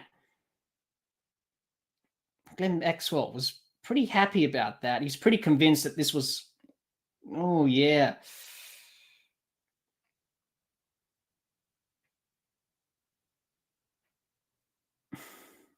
Now, did he hit it? I think he did. He was convinced, Glenn Max. Oh, yeah, he hit it. Yeah, clear inside edge there. And good review from Glenn Maxwell. Good review there. For a moment there, I thought it pitched outside leg, but I think it did pitch in line, but he got an inside edge, bit of bat on that. So good review there from the from Australia. Delaney. Here we go. About to bowl his third over. Gets stopped by the umpire. I'll come back to your question, Han. That's a very good question you asked there. And I've got some interesting views on that. Now then, not given. That one wrapped Glenn Maxwell on the pads again. He tried to play the reverse sweep. In the end, Niton Menon does not give this one out. Ireland are going upstairs for the review. But the umpire gave it not out. So it could be going over the top. The bounce here at the Gabba. Glenn Maxwell looks happy again. So 2 LBW reviews in 2 balls. Yeah, Glenn Maxwell, just play conventional cricket shots, and then you can branch out into that. Look to get in and get set, get a partnership with Finch. Let's have a look. Was this outside leg? I think it was. I think it was outside leg. Yeah. He's also playing a reverse sweep as well. That pad's outside the line of leg stump. So it should be outside leg here, I think. The umpire, that's why the umpire didn't give it. Maybe bat involved. No bat involved. Clearly missed the bat. It's hit the pad. Whether or not it was in line or not remains to be seen. Han, so you say, so Cricket Australia doesn't view preserving things as important as the MCC does. Well, the Adelaide Oval does, obviously with the scoreboard and that and all that stuff. But other grounds in Australia, as we have a look here, is this outside leg? Yeah, that's outside leg. Easily. So a wasted review from Ireland. That clearly pitched outside leg. Yeah, but I'm not sure, Han, but I think it's important to preserve the history, obviously. A lot of museums around the grounds. MCG, Adelaide Oval, SCG have a lot of museums, like the MCC does. That one's down the leg side from Delaney. Maxwell try to sweep that behind square to get it past short, fine leg. In the end, it's only a dot ball. Australia 2 for 69. We're 2 balls away from drinks. Here we go. Delaney in again to Maxwell bowls. This one's down the leg side. It will race away to the boundary. Won't quite get there. They'll pick up a couple of wides there. Sorry. A single and a wide. So a couple of runs from that delivery. Going back to that, Han, yes, they do have museums. So you go to the MCG that has the Sporting Museum and has all the cricket memorabilia. You go to Bowral in New South Wales where Don Bradman was. You have the Bowral Museum or the Bradman Museum. The Adelaide Oval has a museum. As Delaney bowls to Maxwell. Nearly a run out there from Maxwell. Finch gets a leg by in the end, or a single. It was a single. Nearly another run out again. Australia, a bit dicey with the running tonight. Yeah, but they have museums and that, so they do preserve some sort of history. If you're talking about external features like scoreboards and that, well, the Adelaide Oval has to, because it's heritage listed.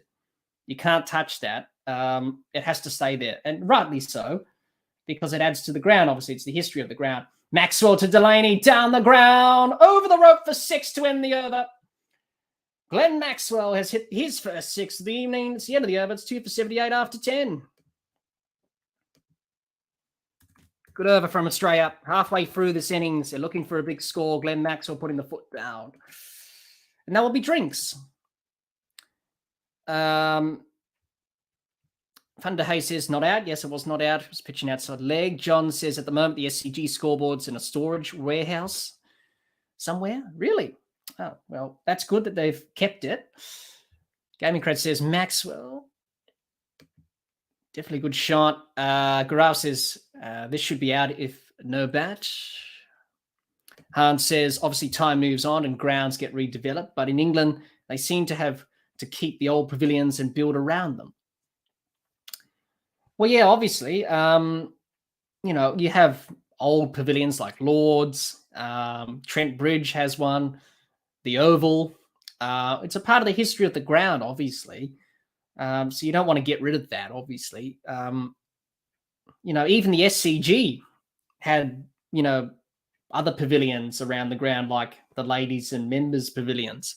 But obviously those got demolished, obviously, and they kept the members and the ladies pavilions ever since. So, yeah, but it's very important to preserve history in cricket. You see these stadiums now, they're just concrete coliseums. There's no meaning or feeling to them whatsoever. Whereas you go to Lord's, it's, historical because of the pavilion. It makes it. Same the Adelaide Oval, the scoreboard, it makes it because it's still a part of history. And other grounds around Australia don't have that. Same around the world as well. But in England, obviously, they're doing that same thing as well, preserving the history, which is good. And we need to do that. Let's Invest says, Gabba had a dog track. Yes, it did. Yes, it did. Let's Invest. It did have a dog track back in the day. It's been changed ever since, obviously, the Gabba. But it had a dog track back in the day. Not anymore. When it was redeveloped, obviously, they got rid of it. So different ground now to what it was back in 1931 when it hosted its first test match between Australia and South Africa. That was back in 1931. So a long time ago, over 90 years, over 100 years, this ground has been in operation.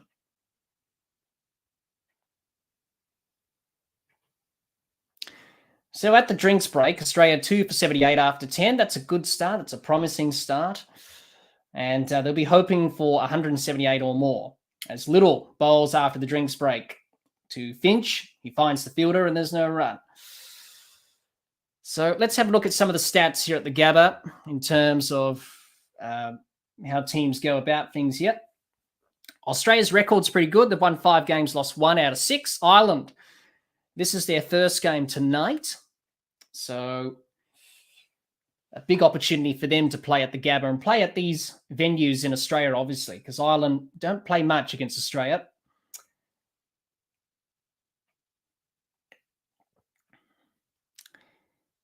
So here we go. Drinks has concluded. Here we go. Little bowls to Finch. This one's outside off stump. And Finch finds the fielder at mid-off for no run. Obviously, Bangladesh played yesterday against Zimbabwe, won that game. So Australia's record at the Gabba is pretty good. Han says, you would think the SCG and the MCG, having hosted cricket for over 150 years, would have kept some original features.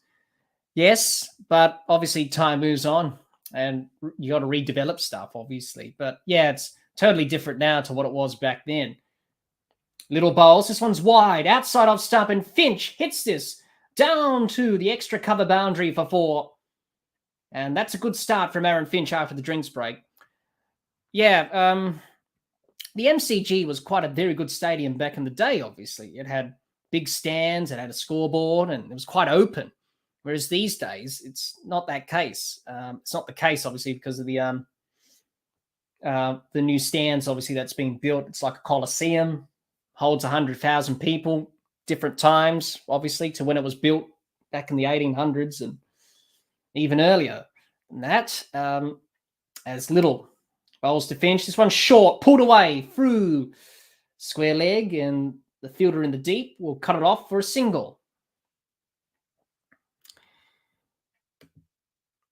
So some of the highest totals here at the ground.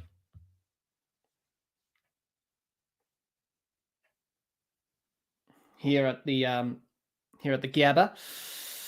209 for 3 is Australia's highest total. That's the highest total at the ground. That was against South Africa back in 2009. The lowest score was 114. That was South Africa.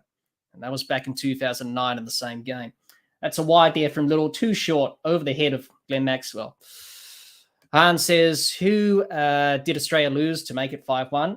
I believe it was India. No, it was the West Indies, Han. West Indies. 2013, West Indies won that game. Which you can see there, the third highest score. They made 6 for 191. Australia couldn't chase down the runs in the end. And they lost that game. So, yeah, it was against the West Indies, that loss. But still a good record from Australia. As Little continues, bowls to Maxwell. Maxwell chasing a wide one. Outside the off stump, and he's gone. What are you doing, Glenn Maxwell? Come on, Australia. You've got to be better than this. Come on. Glenn Maxwell should have left that. It's too wide. If you left that, it would have been a wide. You went chasing that and got the outside edge. Come on. Use your head for a change, Glenn Maxwell. Come on, bat smarter. Frustrate me every time. Glenn Maxwell gone for 13. It is 3 for 84. Come on, Australia. We should get up towards 190. Maybe that score, 180. I don't think Ireland will be chasing that down on this ground, to be honest. Yes, Ireland have been improving, but I think it's probably going to be a tough ask if Australia get that score of 150, 170 plus. John says, the MCG as it stands was purpose-built for the Olympics back in the 50s. Gian says, chase the wide ball there. Gaurav says, Maxwell is underperforming. Let's Invest says, upset brewing. Don't say that, Let's Invest. I hope not. I want to see Australia win convincingly tonight, boost the net run rate. and I think we should. Because, look, at the end of the day, I think most people are saying Australia should win this game. Yes, 3 down for 84. Not ideal. Glenn Maxwell played a poor shot there. But Marcus Stoinis has been in good touch. He had a good game in Perth against Sri Lanka. And he'll be hoping to continue on. Come on, Australia, let's be honest. It's, we should do better here. As little bowls to Stornus, defends back down the pitch for no run. Into the over, it's 3 for 84. Disappointing shot from Glenn Maxwell. Got 9 overs left.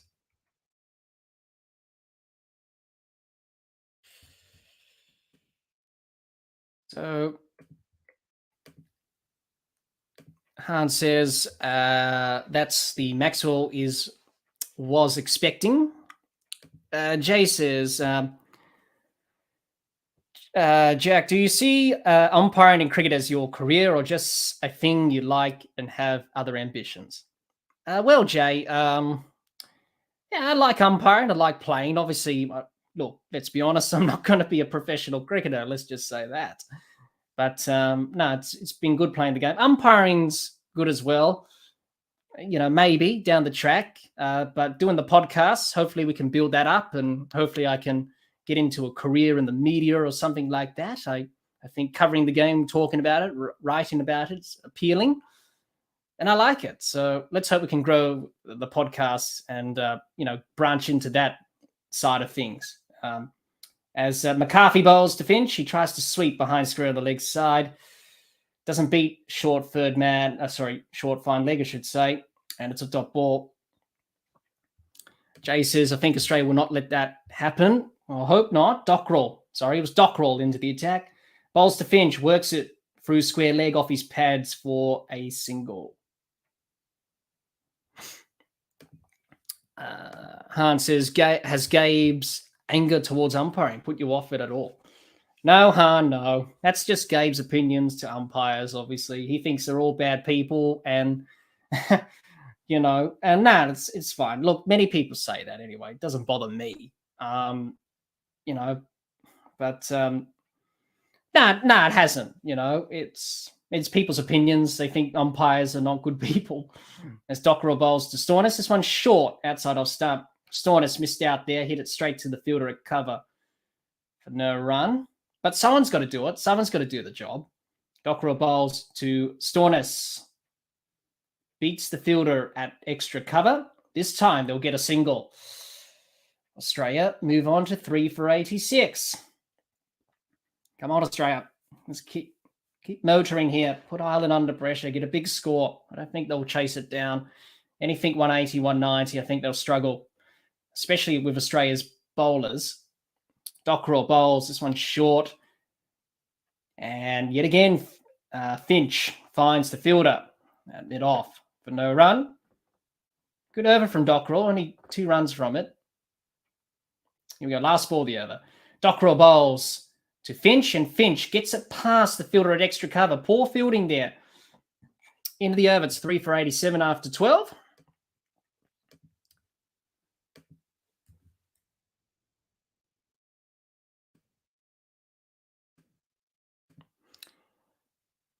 But to go back to your question, Han, no, he hasn't put me off. I love umpiring. Obviously, I do a bit of scoring as well.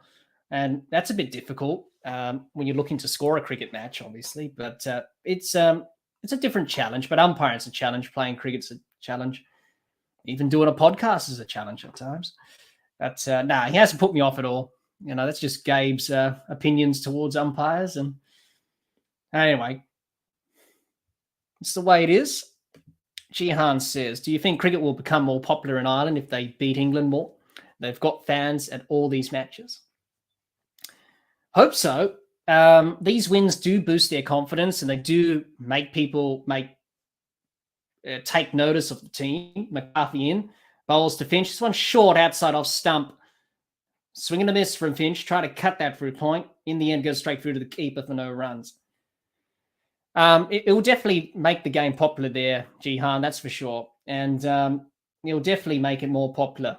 If Ireland keep performing, keep being competitive. And when I had Mary Walden on, who I had on the podcast early this year, obviously she's the wicketkeeper in the Ireland women's team. And it was great to chat with her there. And women's cricket is doing quite well in Ireland. A lot of girls are starting to take up the sport. And also same with the male counterparts as well. So the game's definitely growing in Ireland, which is good. And a lot of people are taking notice of it. It will take time to grow. But with these performances that Ireland put in tournaments like the T20 World Cup, 50-over World Cup. It would definitely help people recognise the team more and look to pick up cricket and look to play cricket. So definitely, it is growing. It's growing little by little, but it's making good improvements and developments. Hans says beating England in any sport will raise its popularity there. McCarthy into Finch. Bowls this one short. Finch goes searching for this one outside off stump. Try to ramp it down to third man. Missed it. Goes straight through the keeper for a dot ball. Aaron Finch just getting a little bit fancy there. Just play good cricket shots. Forget about all these ramps and all these scoops or whatever. Just look to play good cricket shots. Jay says Ireland has UFC popular because of Conan. Nature Love says, hey, Jack, how are you, mate? I'm good, Nature Lover. Hope you're well. Thanks for joining us. McCarthy in again to Finch. Bowls this one pulled from Finch through the mid-wicket region for a single. Didn't quite time it. In the end, gets off strike. Bit frustrated there, Aaron Finch. But nonetheless, he's still there and he's got a good start. He's got to go on with it. John says, not surprised by Gabe's attitude towards umpires, given he comes from an MLB background. Look at the nonsense that goes on there.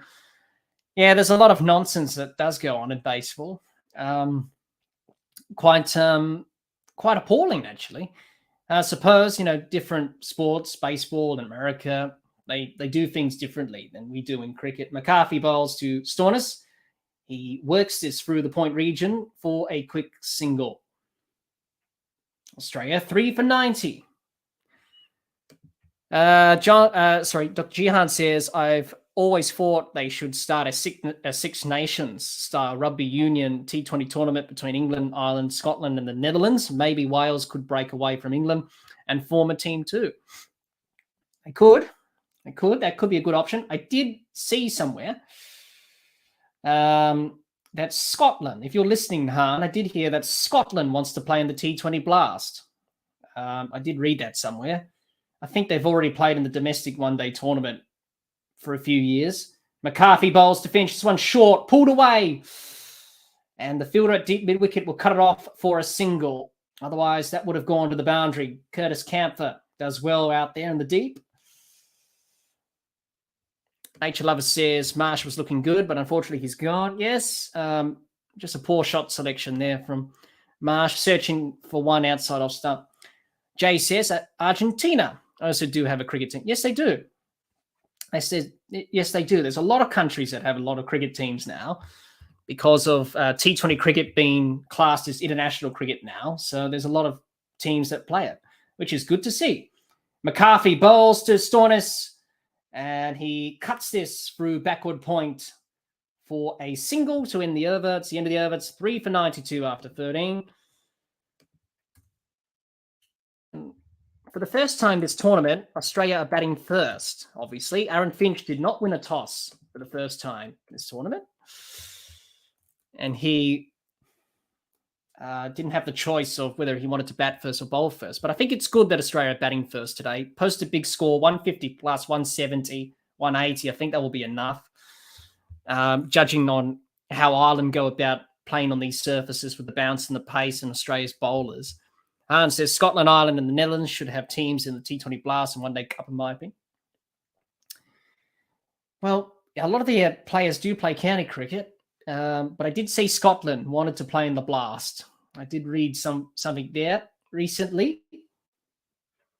I think it will be good to further develop Scotland, Scottish cricket. Here we go. So it's going to be Delaney back into the attack. 7 overs left. Australia 3 for 92. They would like to get 150 plus here. And that's going to be a good score, especially with the bowling attack that Australia has. Delaney in to Stornis. This one's a full toss. In the end, Stornis misses out. Hits it straight back to Delaney for a dot ball. Nature Lover says France also has a cricket team. The way cricket is becoming popular, I think soon it will cross football in terms of popularity. Delaney in again to Stornis, bowls. And Stornis hits this back down the ground. Long off will cut it off. He won't cut it off. It will be a boundary. So a boundary there for Marcus Stornis. Dockrell, the fielder down there at long off, didn't quite cut it off. Jay says, I think football will remain first. Hans says, back in the 1990s, the Netherlands did play in the English white ball competition. Scotland did a few times too. Thanks for that, Han. Good boundary there from Stoinis. Australia just starting to get motoring again after a few stutters along the way. But if Australia can get up to a good score, yeah. And we'll have a look at the what's a good score here on the surface in terms of T20 Nationals. We've got a problem with one of the advertisement boards. One of them's glitching out a bit. Marcus Stoinis when he, behind the bowler's arm, glitching out a bit there, the LEDs. But it's okay now. A bit of delay there, but we're good to go for the third ball of the over. Cameron Green, Steve Smith, Kane Richardson, Ashton Agar having a chat. Looking pretty happy, relaxed. Simple for Australia tonight. They win, they go to 5 points. They're equal with New Zealand. And then they're only separated by net run rate. So tomorrow's game, New Zealand and England's a big one here at the Gabba. Whoever loses that, if England lose, they're out. Australia, they've got Ireland today, then Afghanistan on Friday. That will be in Adelaide. First time we're going to the Adelaide Oval for this tournament, which is great to see. Sharing it around Australia. So here we go. Delaney into Stoinis. He bowls. And this one's pulled from Stoinis down to long on for a couple of runs. Good running there from Stoinis. Australia looking to put on the accelerator. Looking to get going here. Nature Love says, rain is a headache in this tournament. Yes, it has, Nature Love. Unfortunately, it's just raining, unfortunately. That's just the way it goes. But tonight looks pretty good. Here we go. Delaney into Stoinis. He bowls. And this one's carted over. Long off's head for 6. And Jihan says, that 6 came towards me. Well, it was a very good shot from Marcus Stoinis. And the 100 up for Australia. And already 12 off the over. You should have caught it, Jihan. Should have caught that. Take the ball and run. But what a good shot from Stoinis. The power, the strength, and he hit that over long off's head for 6. And that was only going to be caught in the crowd. Good shot. Delaney into Stoinis. And this one's driven down to long off for another single. So good over. 10 off it. 12, 13. With a ball left. Good shot from Stoinis. Jay says, Jihan, catch it and run. Well, unfortunately, you can't really do that. As Delaney bowls to Finch, this one's down the leg side. It'll be called a wide by umpire Niton Medon. And that one's 2 leg side from Delaney. Not quite getting the line right there. Here we go. Stoinis and Finch. Good partnership here. Here we go. Delaney in bowls. And Finch, reverse switch hit. And he hits this down to the long off fielder in the end because he switch hit it. In the end, picks up a single. It's the end of the over. It's 3 for 108 after 14. We've got 6 overs left. Australia 3 for 108. Looking pretty good at the moment. Australia looking for a big score. So some of the stats here at the Gabba. David Warner. Before this match, he had 142 runs at the Gabba. Leading run scorer. Adam Sampers got the most wickets with 5. So that's pretty good. Not a bad record at the ground. Mitchell Stark's got 4 wickets as well. He's playing tonight. He would like to add to that total this evening. Just having a look. Big over there from Australia. And Alex Carey, most dismissals with 4 as a keeper. And Jason Berendorf's got the most catches here at the Gabba with 3. And let's have a look at what's a good score for Australia to get here in terms of what sort of a challenge Ireland will be posed with the run chase. And, well, anything over 180, 190, that region is difficult. And Adair gets hit for a boundary. First ball of the over from Stoinis. And Australia motoring along now here at the Gabba. A boundary for Stoinis. This one short, outside off stump. Storness hit that back down the ground past mid-off and just didn't quite get the length right there. A deer, and unfortunately, 4 runs.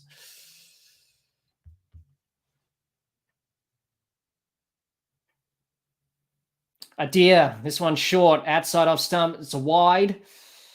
And Ireland just starting to get things wrong with the ball here a little bit. They need to get back on track here with the ball, get back to being disciplined. That one's very wide outside the wide line. But Jihan says, yeah, that's a good idea, referring to John's comment there. I like the idea of the Champions League, but they got a deer to Storness. This one's down the ground. It's high into the air and over the rope for 6. Is it? No. A very good piece of fielding from the fielder, McCarthy. He's done something there. He's a little bit hurt. I think that could be 6 runs. I think he did well there, but McCarthy, he has winded himself there. Very good piece of fielding.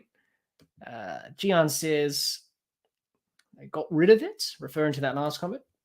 John says, surprise, more matches weren't scheduled for Adelaide. Both South Australia and Western Australia are the states least affected by the weather. Let's have a look here. Now, I think that's okay. I think he's done well, McCarthy. He saved 6 runs for sure, but he's injured himself as well. When he landed, hard on his back, on his side. He's done well there. Gurau says, Superman. Let's invest, says McCarthy, going for the man of the match. Well, it's not bad. It's pretty good. Pretty good effort there. Saved 6 runs. In the end, they ran 2. Could have been a lot worse.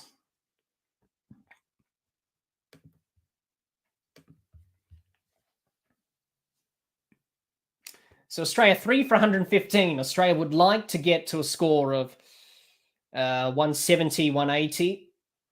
As we had a look before at the highest successful run chasers and the unsuccessful run chasers. Anything 180, 170, even 190 is a bit difficult to chase down here at the Gabba, as we've seen in recent times. So if Australia can get that number, I think they'll be pretty good in terms of defending this score. And I think they will. Obviously, Ireland will be tested. No doubt about that. It's definitely a big test for them tonight, playing against Australia. But they seem to be up for it. That's good to see. But we know what Australia can do towards the back end of the death overs. A lot of power hitting to come. Here we go. Adair bowls to Storness. And Storness moves from... Sorry, he moved across to the off stump to give himself room to hit that over. Fine leg down to the boundary for 4. Good bit of batting there. Fine leg was up in the circle and unfortunately could not stop the boundary. And good improvisation from Marcus Storness. And that was outside off stump, that ball, short, moved across. Fine leg was up and he got the boundary down to fine leg. So around about 184 is the score predictor for Australia. That will be a pretty good score. Need 11 runs and over to get there. I think they can. Marcus Storness looks like going to get in the hitting mode here. So some problems for Ireland.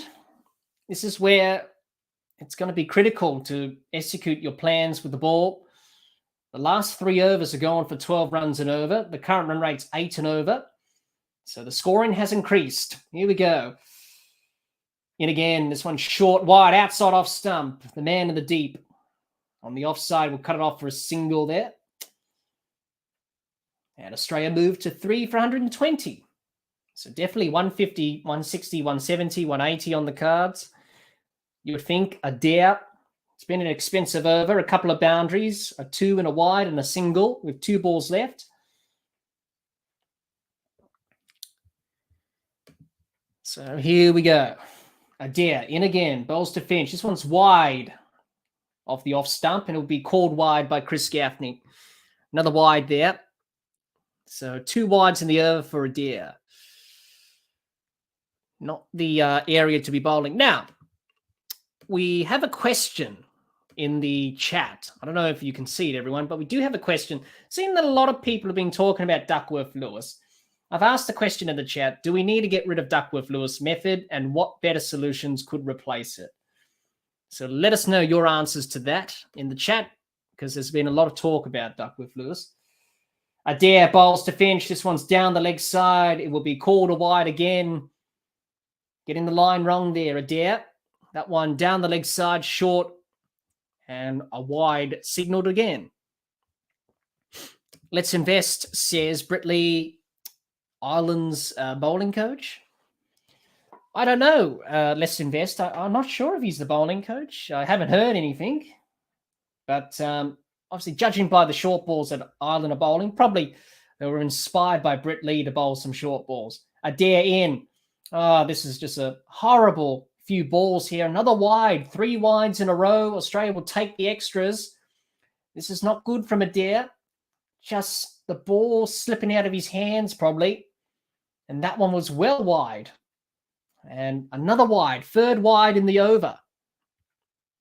So they really got to tighten up their bowling here, Ireland. It's been a bit ragged, you would say. 15 runs off the over thus far with the 3 wides. Here we go. Bowls to Finch Adair. This one's short and pulled away to the deep backward square leg boundary for 4. And Aaron Finch does well to get that boundary. He was well targeted towards his head. But in the end, he played it well. Down to deep backward square leg for 4 runs. And Ireland, they've got some concerns here. This over has been expensive. 19 off the over. 3 wides in a row from Adair. He hasn't got his line right at all. So the Ireland bowlers just starting to feel the pressure a little bit. It's about how you handle the pressure. What are your plans? How I'm going to execute my plan? How I'm going to get Finch out? That's what you've got to be thinking. Here we go. Adair in. Last ball of the over to Finch. This one's wide again. Outside off stump, but it's a wide. Way wide. He hasn't got it right in this over, Adair. He's gone for 20 runs in the over. And Australia will take it. 20 bonus runs. 3 of them were wides. A couple were boundaries. He's just got the line wrong there, Adair. Just angling the ball across Aaron Finch. That was well wide of Aaron Finch. Chris Gaffney signals wide again. So Ireland just getting it wrong here. Here we go. Full toss from Adair. The over doesn't get any better. It's a 6 from Aaron Finch and brings up his 50. It could be a no ball above the waist as well. I don't think it is. Aaron Finch is inquiring about that. I don't think it is. I think it was a fair delivery. And it's a 50 for Aaron Finch. Well played, Aaron Finch. And that over went for 26 runs. It's 3 for 134 after 15. Ireland. That over may come back to haunt them in this match. It was a poor over from Adair. 26 off the over. He's none for 43 from his 3. Jay says 5 wides. Yeah, I know, Jay. It's just poor execution there from Adair. Got the line wrong there. Han says, do you think 190 is on here? Absolutely, Han. And I'll bring up the table for you there, Han. With the successful run chases, 190 is a good score. That has not been chased down here in the Gabba in a T20. Australia didn't quite do it against the West Indies in 2013. So that's a good score. Definitely, I think, with Finch going, and you've got Storness, definitely 180 on the cards, 190 as well. From the last over, if Ireland bowl another over like that, then it is going to be very difficult for them. Dock roll to Storness in the air. Dropped in the deep on the offside. Ireland a bit ragged now. The pressure's starting to show now. He came in from the rope there. The fielder, I think it was Delaney. And he got there and it just bounced in front of him there. And in the end, they get 2 runs. The pressure starting to show now on Ireland. Dock roll. Bowls to Storness. He works this down to long on for a couple of runs, maybe just the 1. Australia starting to put the accelerator on now here. Dr. Jihan says, ironically, Finch is playing the role everyone wanted Steve Smith to play. I knew we had to back him. He got 76 or 56 balls in the practice game against India when everyone else failed. He did, Jihan. Very good point there. And he has been struggling, Aaron Finch, but it's good to see him get a half century where it matters the most. And hopefully he can carry on that form for the remainder of the tournament. And if Australia do qualify for the semi-finals. But it's been a good innings from him tonight. He was a bit scratchy in Perth, but tonight he's looked a little bit better. Dockrell in, bowls. This one's into the pads of Finch. Works it behind square on the leg side for a single. He moves on to 51. Now, Ireland, the pressure just starting to tell a little bit here at the moment. The last over wasn't a good over at all.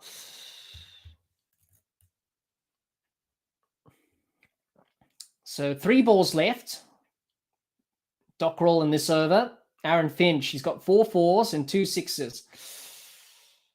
So here we go. Marcus Stoinis faces Dockrell. Dockrell bowls. This one's short. Stoinis works this through the covers. The fielder in the deep, I should say, will cut it off for a single. It's been a productive couple of overs from Australia. John says Duckworth-Lewis Stern is the fairest method I've seen in cricket. All previous methods do know better. The batters should know what's required. Ball by ball, can't eliminate rain. That one's a wide there from Dockrell.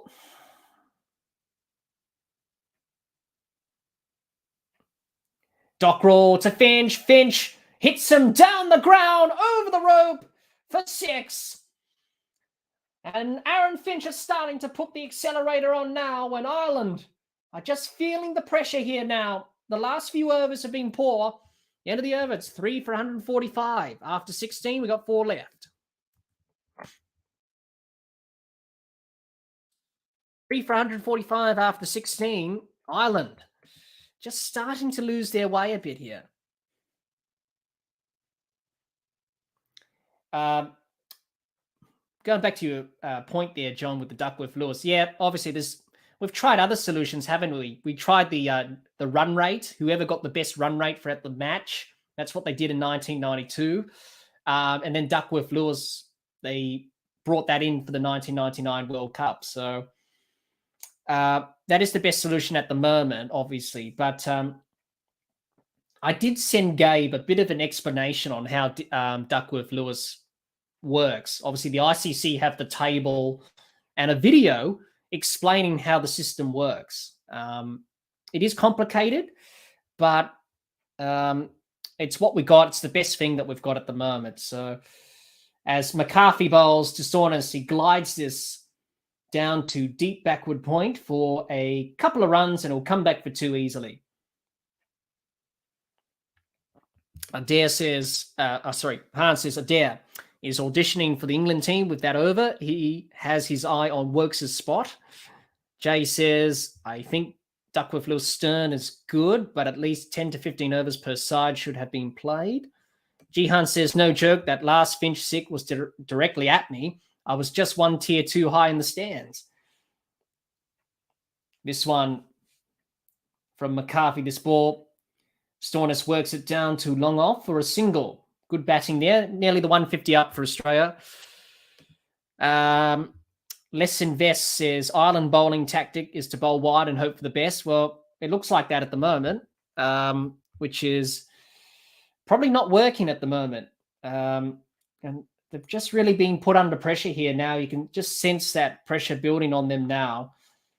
And this was the thing here, bowling to Australia here at the Gabba. This could happen. McCarthy in to Finch. This one's over the top of the fielder at cover. He got a hand to it, I think. I think he's done well to get a hand on that. Maybe he missed it all completely. In the end, they'll come back for a couple of runs. The 150 is up for Australia. And in the end, they get a couple of runs. The fielder at cover did, I think it went past him in the end. I don't think he got a hand on that. Just over the top in the end. John says, this will annoy Nick and Gabe, 10 over minimum to constitute a match. Yes, obviously. Well, that's the thing. That's just how the playing conditions are. As Finch hits this back down the ground, past McCarthy for 4 runs, and the fielder at long on could not cut that off. Aaron Finch starting to hit boundaries now. And he is into the 60s. That's a good shot. A bit too full there from McCarthy, and Finch was able to hit in the V and hit that back down the ground for 4 runs. And long on could not cut that off. A poor delivery from McCarthy. Good shot from Aaron Finch. Australia needed a big score, and they're getting it. 2 balls left of the 17th. Here we go. McCarthy in to Finch. In the air, straight down the fielder's throat at long on. Finch is gone. For 63, McCarthy gets the breakthrough, but I'm afraid the damage has already been done. That is the end of Finch. He's played well tonight, 63 or 44. It sets it up brilliantly for Tim David to come in and swing the willow. Aaron Finch did not quite time that, and he picked out the long-on fielder. In the end, Adair takes a very good catch, but you have to say the damage has already been done. That is the end of Finch. He's gone for 61. It's 4 for 154. Sorry, for 63. Sorry, my mistake. But a good innings from Aaron Finch, obviously a significant number. 63, obviously. Philip Hughes, obviously that number. Every time someone scores 63, it always takes me back to Philip Hughes, obviously. So Aaron Finch, 63 he made. And Australia in a very good position to get 180, 170 now. Marcus Stoinis is still out there. Hans says, regarding Duckworth-Lewis-Stern, do the players ask the umpire ball by ball to find out the target, or do they have to work it out for themselves? Well, Han, on the video, and I'll probably send it to you on Twitter, Han, about it. The video that the ICC did, it showed a Scotland player having a piece of paper in his pocket about Duckworth-Lewis on the table. But usually it's on the scoreboard at the ground, so the players know what the pass score is. Or they just ask the umpire, and the umpire would just tell them as well. But I'll send that video to you, Han, on Twitter after the stream. It's the end of the over from McCarthy, a single to finish. It's the end of the over. It's 4 for 155 after 17. We've got 3 overs left. Australia in a good position now to get that score of 180, 180, even 190. And Ireland just a little bit poor towards the end of the innings now. The pressure really telling. But going back to your question, Han, it's usually on the scoreboard, and either the players carry a piece of paper with the table on it to work it out themselves. But you've got the scoreboard that updates at every ball. So you look up there, or the umpires will tell you. So either way, the players, going back to the England game against Ireland, I think England, they did know what the pass score was. Obviously, it's on the scoreboard, obviously, to look there. Dockrell bowls. This one's worked from David through mid-wicket for a couple of runs. No, just the single in the end, and get Marcus Stoinis on strike. Jihan says, I wish Gabe was here to watch Finch get runs. Both Nick and Gabe have been quite disrespectful about him lately. Yeah, Jihan, what I'll say about it is, obviously, like you and me, they haven't watched Aaron Finch from the start. You and me, Jihan, we know what Aaron Finch can do as Australian supporters, but Nick and Gabe coming into cricket late, they've only seen the back half of his career. So I can understand why they've been a bit harsh on him. Dockrell bowls. Stoinis tries to cut this behind square the offside, and there is no run. But obviously, Aaron Finch, it's good to see him score some runs tonight, and he needed this innings. Oh, drop catch in the end. That came very quick to the keeper. Stoinis pulls this through the leg side for a single down to mid-wicket, and they pick up a single. Well, Australia looking like they're going to get a good score here. Hans says,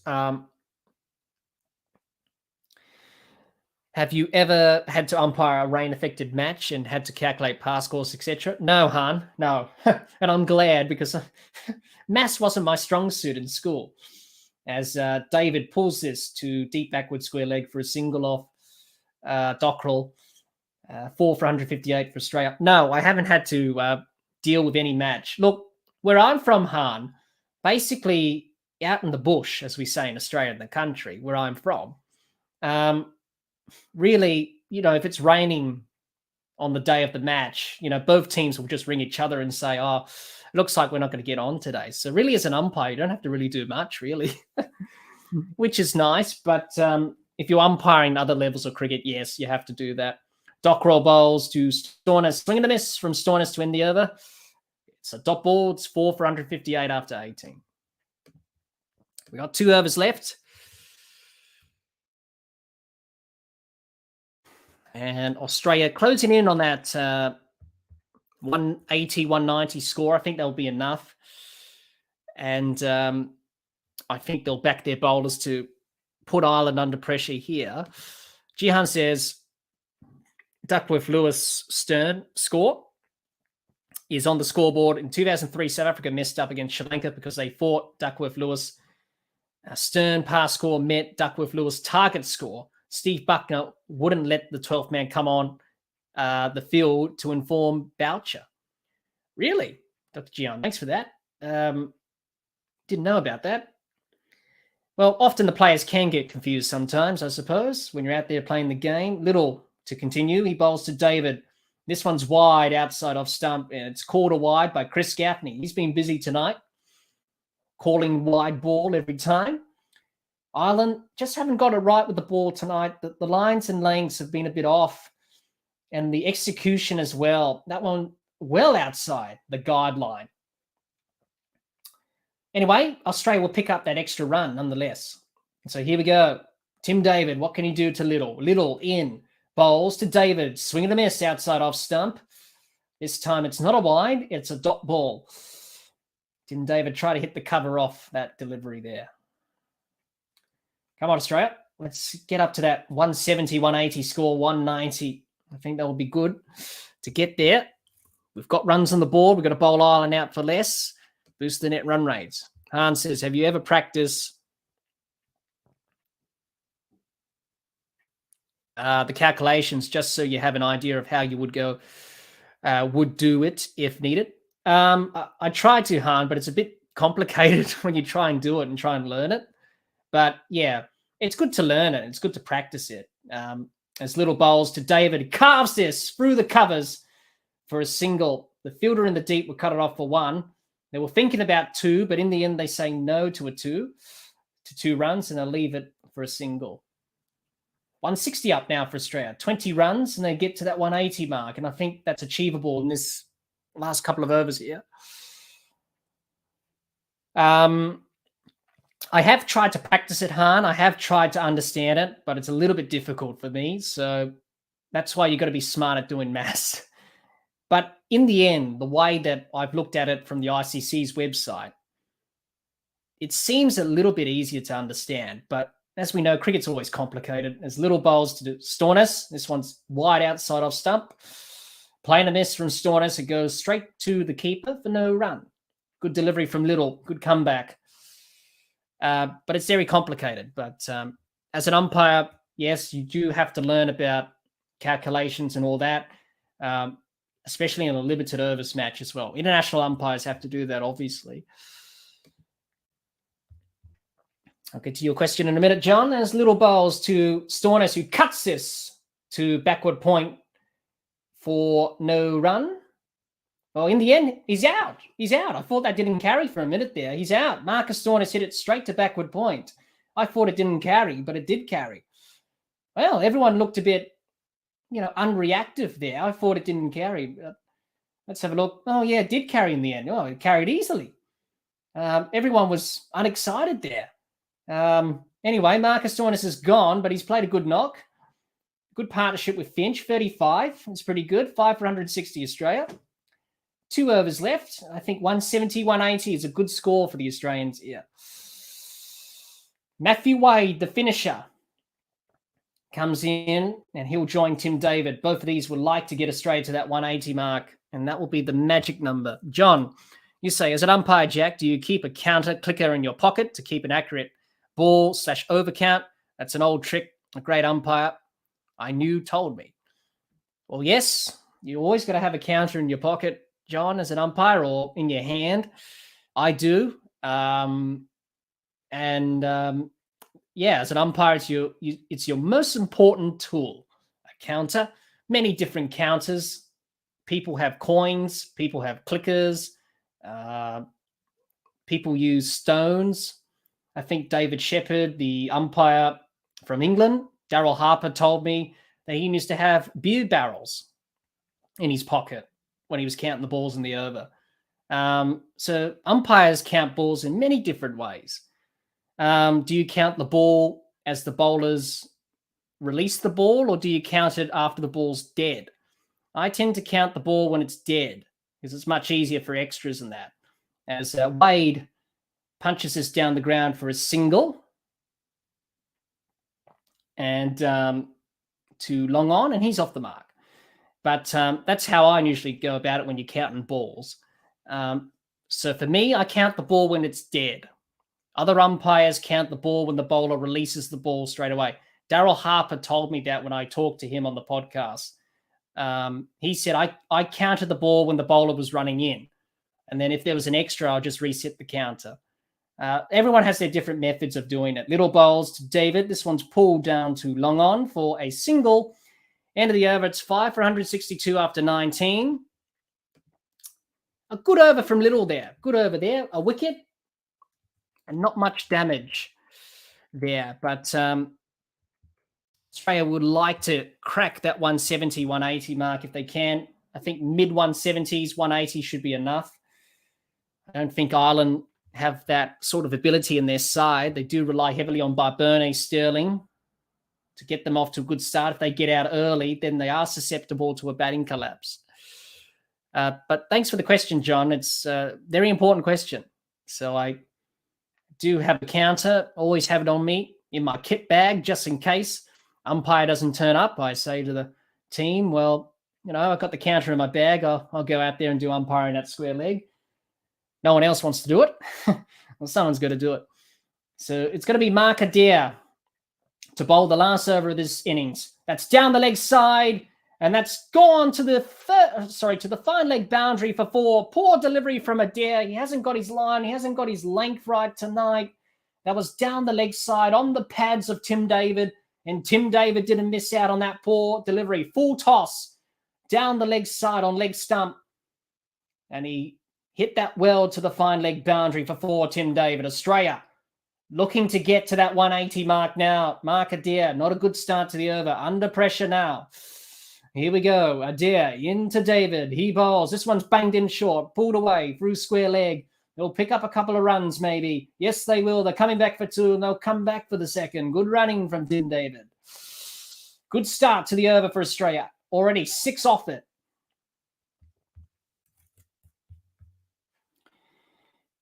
Well, Tim David, we know what he can do. Powerful hitter. He's already 11 off 8. Australia 5 for 168. They'll be looking to extend that to 170 plus, up towards 180. That will be a very good score for them, and they'll be very comfortable chasing that. Defending that score. Australia, Ireland, they'll be tested, no doubt about that, with Australia's bowling on this surface. It's not going to be easy. Adair in, bowls to David. Hits down the ground for a boundary. There was no long off fielder, I should say, and it's 4 runs for David. Well, Tim David's off to a cracking start in this last over, and unfortunately for Mark Adair, he hasn't got the line, he hasn't got the length right, and there was no fielder at long off. An easy boundary in the end for Tim David. He's a powerful striker of this cricket ball. And good shot there from Tim David. Australia 5 for 172. Short from Adair. Hits David on the 5. They'll come through for the leg by. But Tim David's already done the damage in this over. Mark Adair, none for 53 this evening. It's hasn't been a good night for him. Australia will be happy with 173. If they can get up to 180, that will be a very good score. Last 2 balls of the innings. But I think Australia, you would think they're in the box seat to defend this score. The Irish batters, they'll be tested with Australia's fast bowling on this surface. Jay says, cricket is a very complicated game. I have been watching it since childhood when Sachin and Dhoni were playing. Until now, I have learned many rules over the years and lots of nuances. Yes, there's a lot of stuff to learn about the game, Jay. It takes a long time to learn this game. It's not easy to learn, I can tell you that. Here we go. Adair into Wade. Bowls. Wade glides this nicely. Pass. Short third man. Racing away to the boundary for 4. Mark Adair has had a nightmare of a last over. Matthew Wade, what a shot. Good shot. Glided it past short third man. And Ireland starting to be a bit ragged in the last over. That's a good shot from Matthew Wade. Use the face of the bat, opened the face of the bat, glided it past short third man for a boundary. And the fielder that came around there could not cut that off. Sort of a wide third man there, but here we go. Last ball of the innings, wide from Adair. Wade hits it back down the ground. They'll come back for 2, and they will come back to 2. That's the end of the over. That's the end of the innings. Australia 5 for 179. Ireland will need 180. Australia get to that 180 mark. That's a pretty good score from Australia, and they'll be happy with that.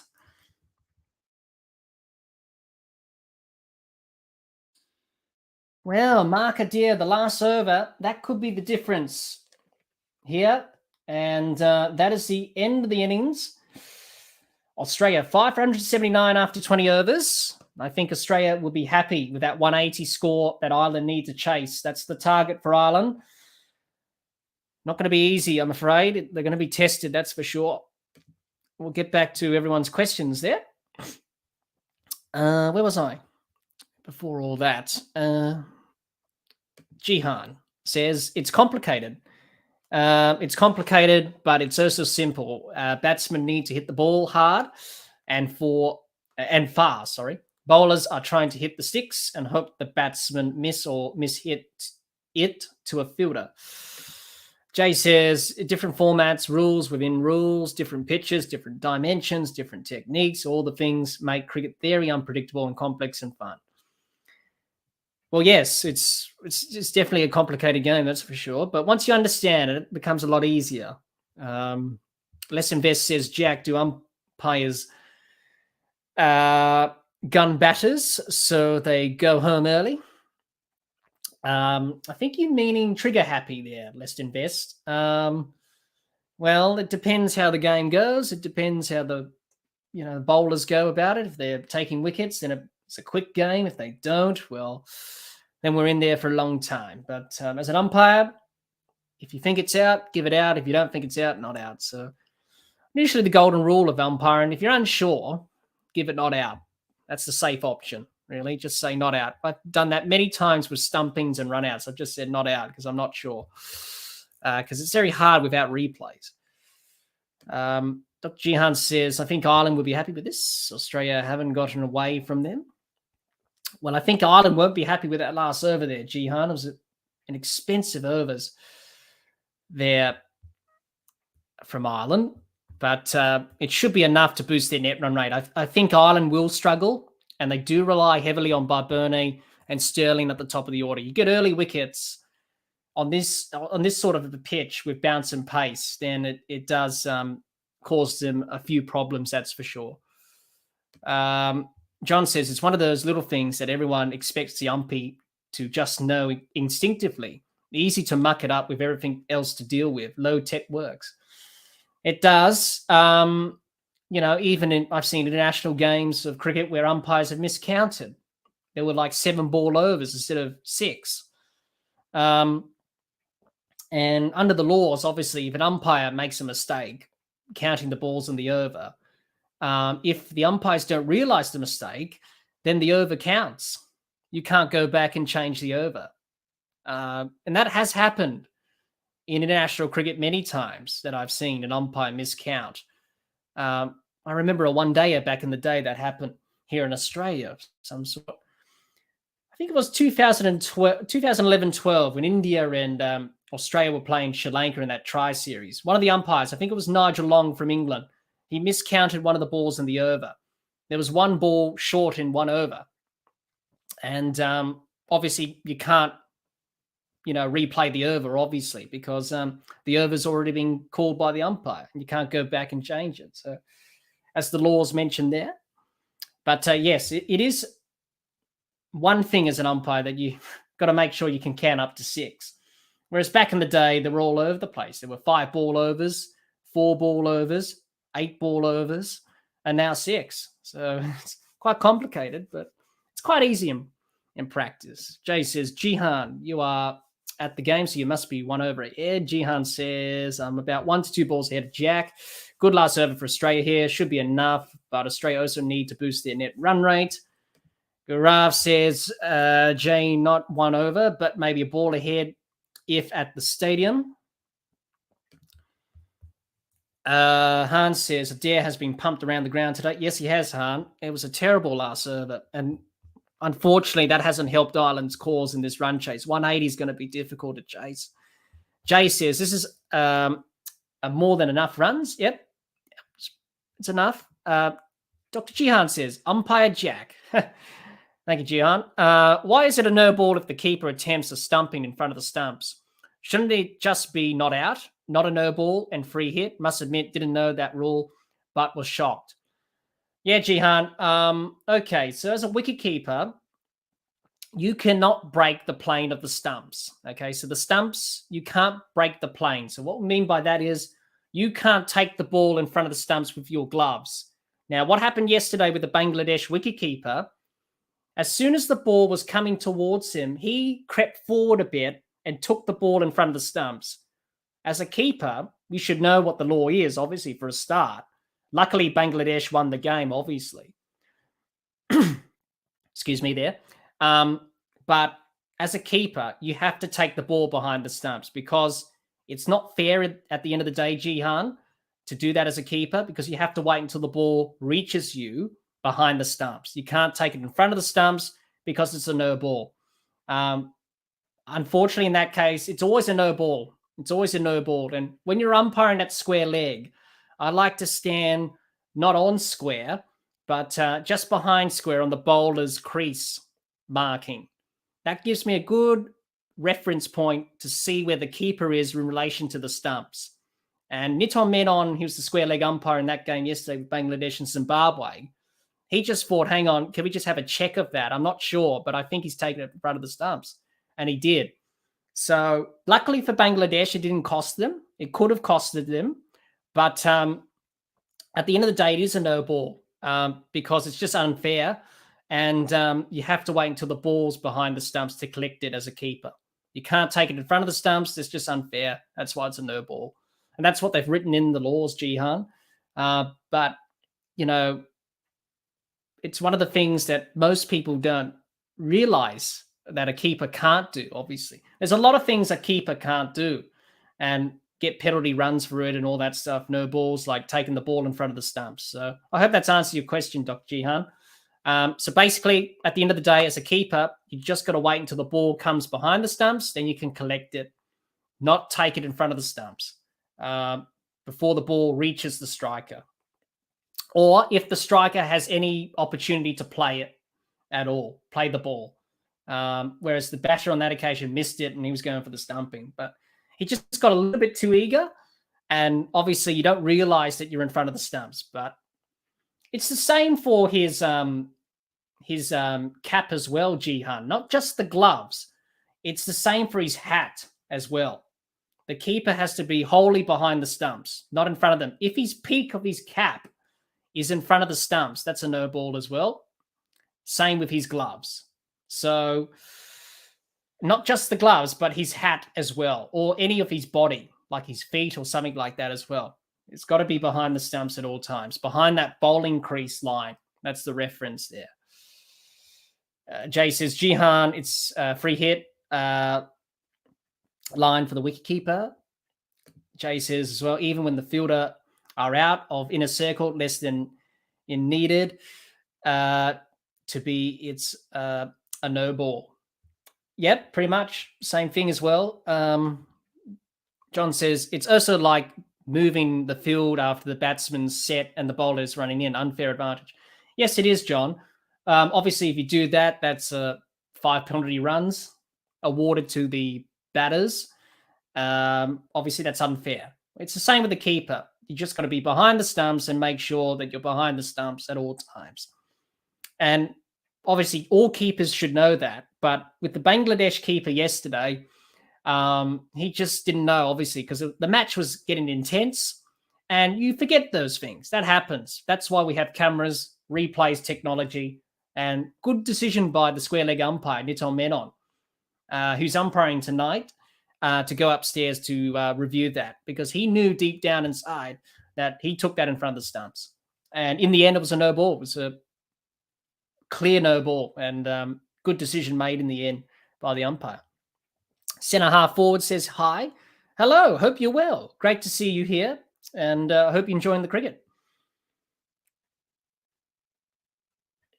Dr. Jihan says, have to admit, I've been to every main ground in Australia except the Wacker and Hobart, but the Gabba is my favourite by far. MCG is amazing too, and so huge, but I love the Gabba. My third time here tonight. Isn't it? Is it, Jihan? Brilliant. It is a good ground, the Gabba. We're moments away now from the Ireland innings starting, and it's going to be a bit of a challenge for them to chase down these runs this evening. Ireland, they need 180 to win. Australia need wickets to boost their net run rate. So we're moments away from this game getting started. The second innings, that is. And it's going to be Paul Sterling on strike. He's had a good career in T20 cricket. Very underrated. Andrew Barberne, the skipper, he's been pretty good. Had a good game against England in the last game, got a half century. They'll need that tonight from him if Ireland are a chance. So, Ireland, 180 to win is the target. Australia need 10 wickets to bowl them out for less, boost the net run rate. It's a simple equation than that. But for Australia, it's just about taking wickets, focusing on winning the game. Net run rate will come into its own. Here we go. Rearing to go now. Here we go. First ball, Josh Hazlewood to Sterling. Advances down the pitch. They come through for a quick single, and they'll come through for the bye. So no, in the end, Sterling got a bit of bat on that, and he's off the mark. Looking to charge Josh Hazlewood first ball.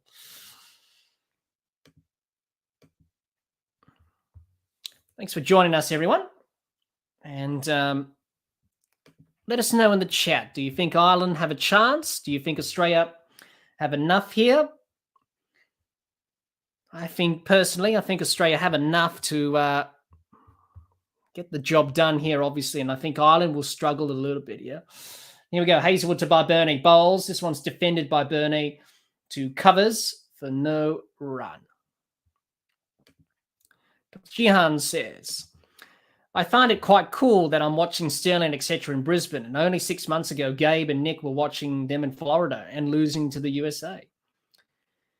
Yeah, it is. Well, that's what the T20 World Cup does. You get to see the best players from around the world and see them performing their skills. And it's all a part of the experience of a T20 World Cup.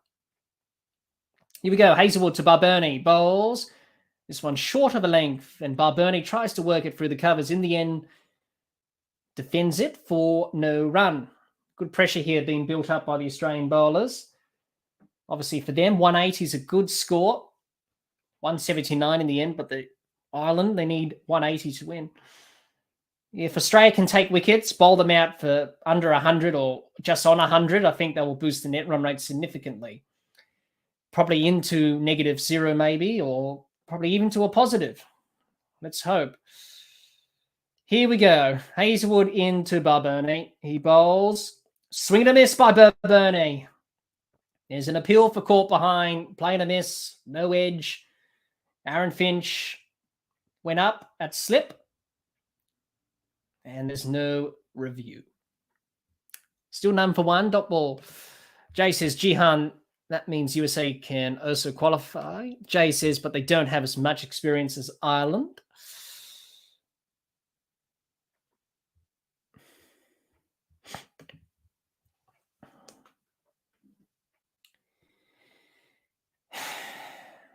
Swing and a miss there from Barberne. Here we go. Hazlewood into Barberne. Bowls. This one pulled away.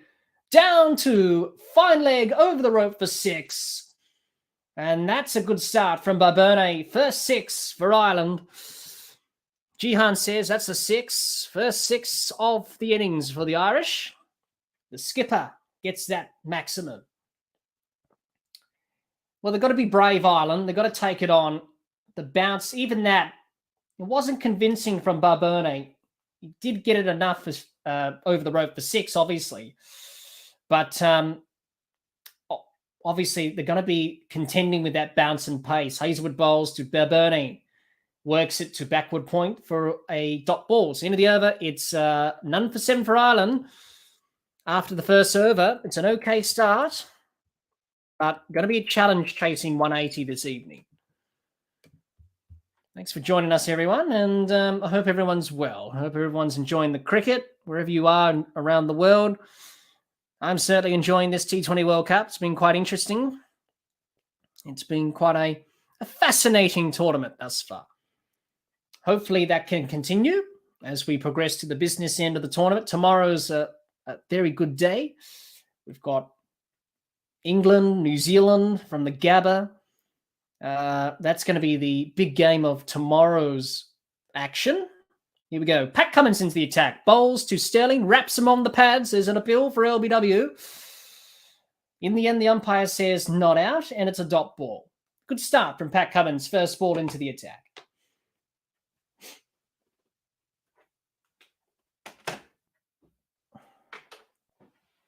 Jay says, bye, everyone. I want some rest. Yes, Jay, get some rest. And thanks for joining us. I hope you have a very good day.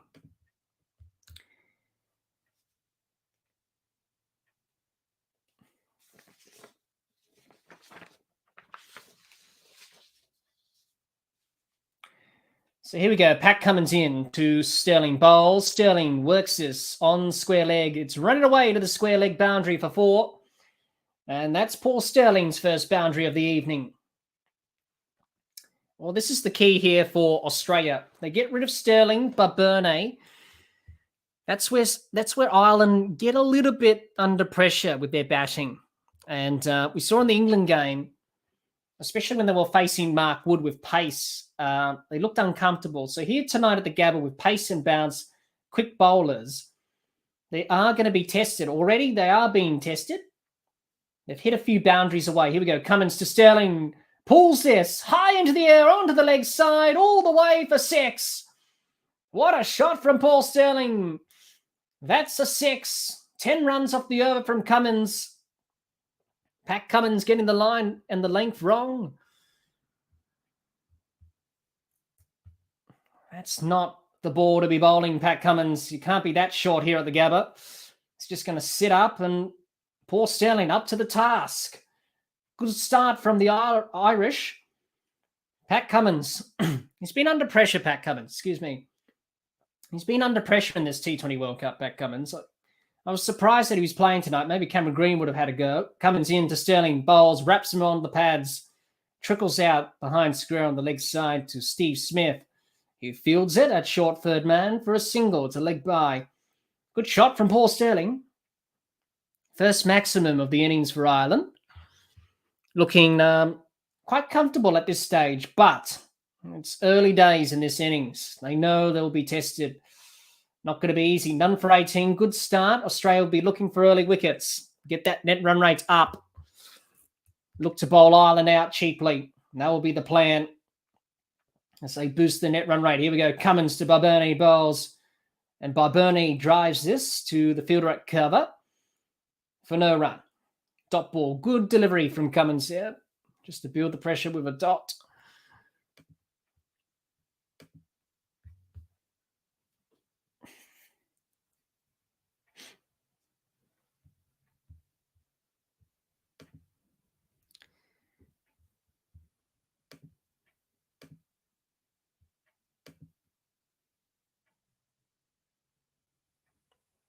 Here we go. Pat Cummins into Barberne again. Bowls and bowled him! Knocked him over. He worked across his stumps. He walked across his stumps there, Barberne. He exposed his stumps. And that is the end of the Irish skipper. He's gone. Ireland are 1 for 18 after 2. And Australia have got the first wicket of the run chase. Just having a look here. Barberne just walked across and exposed the off stump. And Pat Cummins was able to hit the off stump and clean him up, bowled him neck and crump, as we say in the game. That is the end of Barberne. He's gone for 6. It's 1 for 18 after 2. Ireland off to a difficult start in the run chase. Australia will be delighted with the early wicket here at the Gabba. Alrighty then. We haven't done this thus far. I forgot about it, but let's have some trivia questions. Now, seeing that Australia and Ireland haven't played much against each other in T20 internationals, obviously tonight's game is their second T20 international that they've played. The trivia questions tonight are purely based on T20 cricket in general, because there's not much T20 internationals being played by these two countries. So I thought for tonight's trivia questions, we'll just answer T20 international general questions in terms of general stuff in T20 international. So we'll get to that. I forgot to do that in the first innings. I got caught up and sort of forgot that we had the trivia questions again tonight. So we'll be having those at the end of the server. Here we go. Glenn Maxwell into the attack. And he bowls to Sterling, who drives this to mid-off, and there's no run. Pat Cummins got the wicket there. Barberne just walked across too far, I should say, exposing the off stump. Maxwell into Sterling, bowls, and he's out. He's gone. That is the end of Sterling. Maxwell gets the second wicket. That's the big wicket of Sterling for 11. He's gone. Ireland, a 2 for 18. Les Invest says, by Sterling. Well, he's got to go, and he's out. He's on his way, and that is the end of Paul Sterling. A disappointing shot in the end. It was high in the air, and good catch from Pat Cummins at mid-off. Australia getting back on track in this T20 World Cup. They've got the second wicket. Ireland 2 down for 18, and off to a difficult start in the run chase. Sterling gone for 11. It's 2 for 18. And that gives us a perfect time for our trivia questions, everyone. So trivia questions for this evening. T20 cricket in general. Han says, Ireland just trying to make sure that England are eliminated. Well, at the moment, it's not going well for Ireland. 2 down for 18 in the run chase. Not off to a good start. Looked promising with Barberne hitting a 6 and Sterling hitting a 6 and a boundary, but that's come to an end. Harry Tector comes to the crease. Maxwell bowls, and Tector gets wrapped up on the pads, and in the end, it's a dot ball.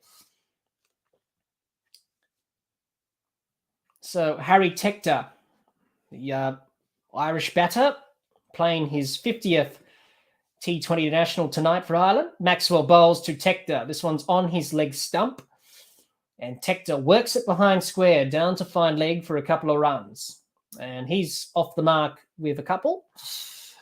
The trivia questions. Now, seeing that Australia and Ireland have not played a lot, as I mentioned before, these trivia questions are about T20 internationals in general. So we'll get to that after this ball. Maxwell to Tector, down the ground, and that's past mid-off for 4 runs. First boundary for Tector. He's off the mark with his first boundary there. Got 2 runs earlier. Now he's on 6 with that boundary. So a boundary for Ireland. Han says, I can see Ireland not even making 100. What would that do for Australia's net run rate? Well, Han, as Maxwell bowls to Tector, and he's out. He's gone. He's gone. That's the end of Tector. Unfortunately, he's gone. He's hit it straight to Steve Smith at square leg. Ireland are 3 down for 24 after 3. And that is the end of Tector there. And it's not going well there for Ireland. Good catch from Steve Smith. He's on the field, Steve Smith. I wonder for who. Obviously not playing tonight. Ireland 3 down for not many. 3 down for 24 after 3, I should say. That's the end of Tector. He's gone. Unfortunately for Harry tonight, he only made 6 in his 50th T20. He's gone. Ireland are 3 for 24 after 3. And Australia off to a good start in the run chase. Han says, please get Tector's name right. It is Metal D, not Harry. Thank you for that, Han. Well, I don't have to call his name anymore because he's just got dismissed. Curtis Camphor comes to the crease at number 5. Ireland and all sorts. 3 down for 24 after 3. It's not a good start to the run chase. I did expect this to happen, given that they will struggle on this surface up against the Australian bowlers in terms of the pace and bounce. But it hasn't been the paces that have done the damage. It's been Glenn Maxwell. 2 wickets of off-spin, from his off-spin, I should say, and he's done the job. But poor shot selection from Tector there. He pulled that straight into Steve Smith at square leg. And the extra bounce there, just catching him unawares there. Glenn Maxwell's pumped. He's got 2 wickets, missed out with a bat, but Australia back on track. Let's Invest says 7 more to go. Mitchell Starc into the attack. To Tucker. Bowls, wraps him on the pads, and a pill for LBW. It trickles out to square leg. Chris Gaffney nods his head and walks away. And says not out. Probably pitching outside leg, maybe going down leg. And Chris Gaffney said not out. But good start from Mitchell Starc. Here we go. Extreme pace and bounce will cause some problems here for Ireland. Mitchell Starc wrapping Camphor there on the pads. In the end, that was just going down the leg side, pitching outside leg as well. So good start from Mitchell Starc. They get a leg by in the end. So that was Tucker that faced the first ball. He's off strike now with that leg by. It's going to be Curtis Camphor to face the music. Here we go. Mitchell Starc to Camphor. Raring to go now. There's a bit of a delay, but I think someone's just walking behind the side screen. That's why we got a bit of delay there. Hans says if Maxwell can get wickets here, then Dom Bess might be able to land a couple on the actual pitch too. And Australia off to a good start, as Dr. Jihan mentions. Jihan, you say, we're expecting Ireland to struggle against the quicks or Maxwell to run through them in the power play. Lol, 2 wickets, 2 long hops. Australia lucky, but poor batting from Ireland. Yes, it has been. And they were going to be tested tonight, Jihan, as you said, against the quicks on this surface, but also chasing a big score of 180. Never going to be easy for Ireland. And they've done well, Ireland. They have improved, but that's probably the next step of their development in terms of bowled him, knocked him over, clean bowled him. The castle has been castled. Starc gets his first. Camphor's gone. It's 4 for 25 at the Gabba. And in the words of the great Bill Laurie, it's all happening here at the Gabba. And Mitchell Starc, full and straight. Bang, straight into middle stump. Camphor was late on it. He played all around it. Big gap between bat and pad through the gate, and he's gone. Australia are boosting the net run rate dramatically here. Jihan says, the roof here is crazy. It's not even half full. And John says, the Starc of old. Exactly right there, John. Let's Invest says, well left, Camphor. Well, in the end, it wasn't. Poor delivery in the end. Poor shot, I should say, from Camphor. Han says, in the words of the not very great Osvert Lava, it's over. Yeah, well, it pretty much is over now, Han, for Ireland. But, as an Australian supporter, I'm just happy that Australia have taken 4 early wickets and can boost the net run rate. I'm very happy. I was so nervous going into tonight's game. I don't know why, but, you get a little bit nervous when you play Ireland and these other teams because you expected to win. But George Dockrell comes to the crease. He'll face the music from Starc. He's in. Starc bowls full and wide outside off stump, driven by Dockrell, but it's a play and a miss. Top ball. All right, after all that action, we haven't got to our trivia questions. All wickets are falling here. Let's Invest says, let's get more slips in. Well, we may see that. All right, let's get back to the trivia questions, everyone. After all this carnage, all these wickets have been falling. We haven't had time to mention the trivia questions tonight. I forgot to do them in the first innings as well because Everything was happening. Here we go. Stark into Dockrell. A full toss and defended back down the pitch from Dockrell for a dot ball. All right, trivia questions. Question 1. Who has the highest ever team score in T20 Nationals? So the highest ever completed team score. Is it A, Australia, B, Afghanistan, C, Sri Lanka, D, India? So that's question 1. Question 2 is who has played the most ever T20 Nationals in a career? Is it Martin Guptill, A, B, Mahmudullah, C, Rohit Sharma, or D, Shoaib Malik? Stark bowls to Dockrell. This one's outside the off stump and left from Dockrell to the keeper and Wade for no run. So a couple of trivia questions there. We've got another 2 after this, so get your answers in the chat. Test your knowledge out there. We've been meaning to get to these questions all night, but things have been happening and we just haven't had time. So get your questions in and we'll reveal the answers. Bit of fun, bit of trivia tonight. Bowled him, knocked him over. Mitchell Stark again, full and straight. He's bowled him. Ireland on 5 down. Oh, it's all carnage now for Ireland. Oh, Australia 5 for 25 after 4, Ireland. And we're not even done in the power play. Australia. It's a good bowling performance, I can tell you. Full and straight from Stark. Off stump has been disturbed. And he's castled him again. He's bowled him neck and crop. As we say in the game, when someone gets bowled, that is the end of George Dockrell. He's gone for a duck. Not a good sight when you get out for a duck. It's always horrible.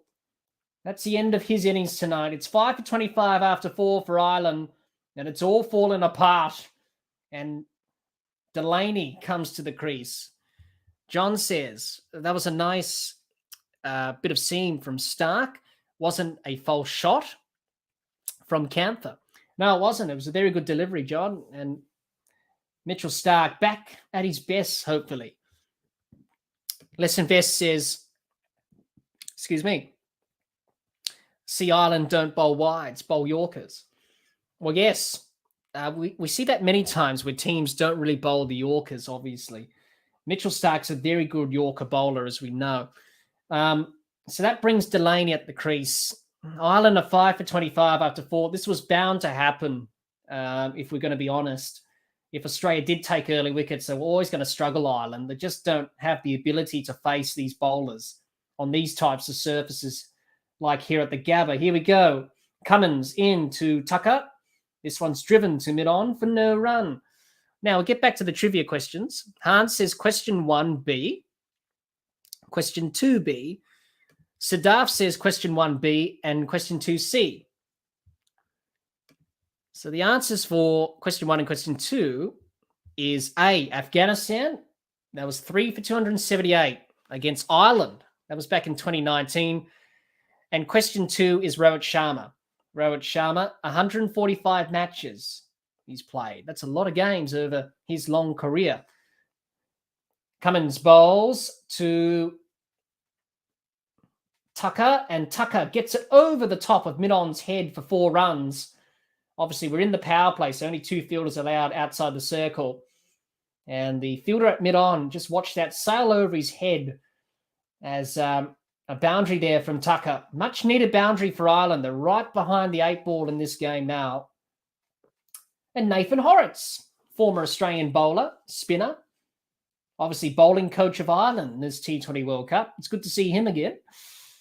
Played some test cricket for Australia back in the day. Pat Cummins in again to Tucker. Runs up, he bowls. Tucker tries to ramp this over the top of Matthew Wade's head. In the end, it's a play and a miss. And it goes straight through to the keeper for no runs. Sadaf says, what do I win? Well, Sadaf, you win a couple of points. I don't have a prize, mate. It's all about having a bit of fun. That's all. Test your knowledge. So you got it right. Well done. Hans says, if Sharma played for CSK, then I would have picked him. As Cummins continues to Tucker. Tucker works this through square leg for a couple of runs. They're looking for 2. Run out. No, in the end, they're safe. A couple of runs they get in the end. Ireland 5 for 31. All right. questions 3 and 4, everyone. So question 3, who has hit the most fours in T20 Nationals? Is it A, Martin Guptill? Is it A, Paul Sterling? B, Babar Azam, C, Virat Kohli, or D, Rohit Sharma? Well, Paul Sterling could have added a few more boundaries to his total in his career tonight. Got out. Cummins bowls to Tucker. This one's down the leg side and it's a wide. An attempted pull shot there from Tucker. Misses it. In the end, no damage done. It's a dot ball. It's a wide as well. So that's question 3. Question 4 is who's hit the most sixes in T20 Nationals? Is it A, Martin Guptill, B, Rohit Sharma, C, Aaron Finch, or D, Chris Gale? Obviously, Aaron Finch added a few more to his tally this evening. So that's the questions 3 and 4 for our trivia for tonight. Let's see if you can get the right answers for those 2 questions. As Pat Cummins bowls, this one's short into the body of Tucker, tries to work it behind square. In the end, wraps him on the mid-drift. In the end, it's a dot ball. Well, Sadaf, I just thought it was a little bit of fun, just to test your knowledge out. So you get a couple of points, you get it right. Just a little bit of fun at the end of the day. So have your questions in, and I'll reveal the answers for questions 3 and 4.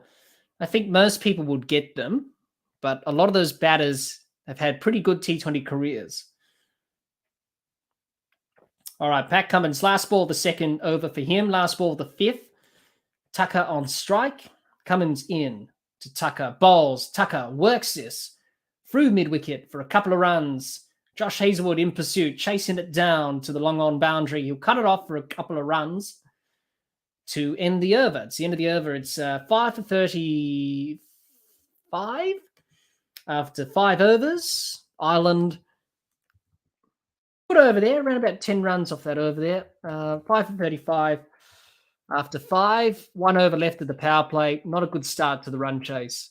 Losing early wickets. All right. Hans says, question 3A. Question 4, Chris Fail, the universe boss. Sadaf says, question 3C and question 4A. All right.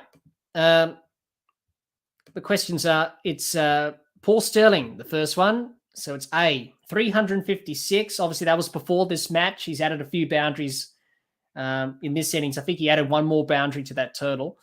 And then question 4 is Rohit Sharma, 182 sixes. The other batters with the 4s is Mitchell Starc continues to Tucker. This one's full.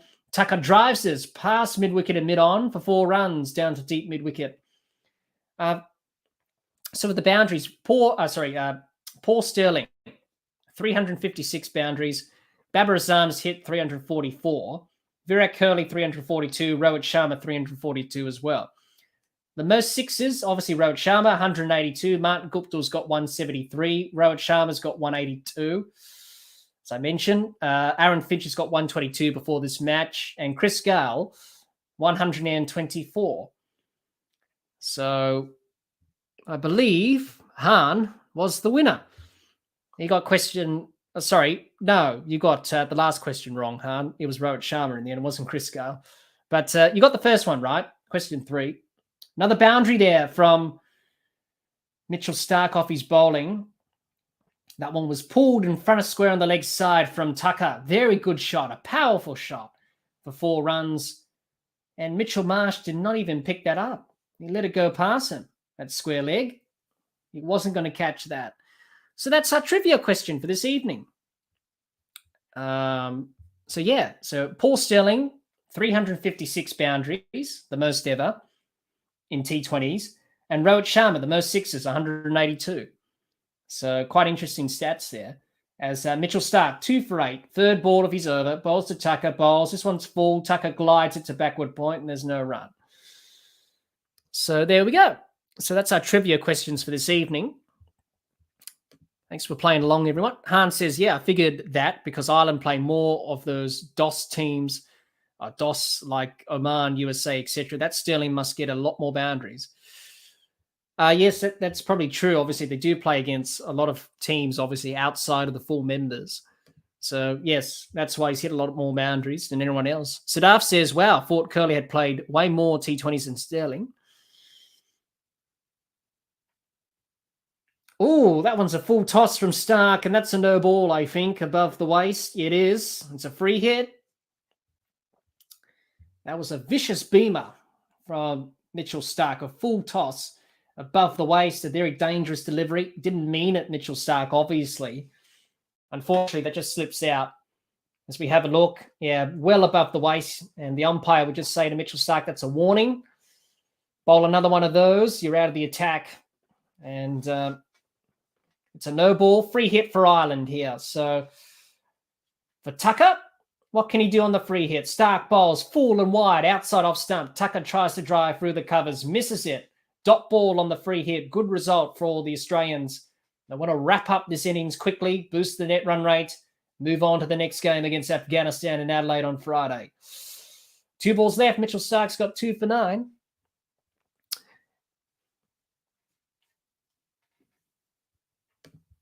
Hans says, I'm shocked that no-hit Sharma even got 1-6, let alone the most. Well, he has 182. Martin Gupta's in second place with 173. And then you've got Chris Gale on 124. You've got Aaron Finch on 122. So that's pretty much the top 4 right there. Swing and a miss from Tucker. It's a dot ball. John says, almost a hand to head. Yeah, whilst it was a vicious delivery there from Stark, but at the end of the day, you don't mean to bowl those. They just slip out. But as an umpire, you'll be just saying to the bowler, well, that's a warning. Don't bowl another one. You're out of the attack. So for Mitchell Stark, he's got to be careful there because he's already bowled one beamer. Full toss above the waist. Here we go. Mitchell Stark in for the last ball of the power play. Bowls to Delaney. This one's full outside off stump. Delaney guides this through backward point for a boundary. End of the over. It's a good finish from Ireland at the end of the over. It's 5-49 after 6. Australia have done pretty well in the power play. And for Ireland, pretty much this power play hasn't quite gone to plan. It's been disappointing with the wickets tumbling. But they were always going to be tested tonight, and we've seen that. Han says, then again, Sharma has played against Wokes for over a decade, so it is no surprise. But I don't think Chris Wokes has been playing that long. I know he debuted in 2011, because I do remember Chris Wokes playing for England during the one-day series here in Australia back in the 2010-11 Ashes series, Han. So he's been playing since then in international cricket, Chris Wokes. And same with Ben Stokes as well. He made his one-day debut in 2011 as well for England. Dr. Jihan says, Stark taking inspiration from Natarajan as Glenn Maxwell's back into the attack. It's the end of the power play, so you're allowed 4 fielders outside the circle now. So 2 extra fielders. Glenn Maxwell into the attack. He's taken 2 wickets tonight, Glenn Maxwell. He's missed out with the bat in this tournament, but he's done well with the ball. Maxwell to Tucker, reverse sweep. This one through the backward point region for a single. And the 50's up for Ireland. The half century's up. Doesn't make for grim reading. 550. Yeah. Dr. Jihan saying, talking about the beamers. Well, yeah, that was a vicious beamer. And unfortunately for Mitchell Stark, he's got to be careful for that second one. Otherwise, he's out of the attack. Maxwell bowls to Delaney. This one's worked off his pads for a mid-wicket for a single. Australia will be looking to wrap this up quickly. You would think now it's going to be tough for Ireland to chase down these runs. You lose 5 wickets in the power play. It's very hard to come back from that. Maxwell in again. He bowls. Sweeps. An appeal for LBW. Not given by the umpire. Says not out. And Tucker survives that LBW appeal from Glenn Maxwell. Not out in the end. John says, Australia's bowling does tend to get a little complacent more often than I like. Maxwell in again, bowls to Tucker. Tucker works this through through mid-wicket. pick up a couple of runs? No, just one. And they get a single at the end of that ball. 2 balls left of the 7th. Ireland in trouble, 5 down, 52. Australia needed to do this to boost the net run rate. They have certainly done that. Job is not done yet. They need to get the 5 wickets to bowl them out. And hope New Zealand beat England tomorrow. If that happens, England are pretty much out. And Australia and New Zealand are going through. Maxwell bowls to Delaney, who glides this through point. Racing away to the boundary for 4. And that's his first boundary, Delaney. Bit short, bit wide from Maxwell. And Ireland get a boundary. It's not enough, I'm afraid. The damage you would think has already been done.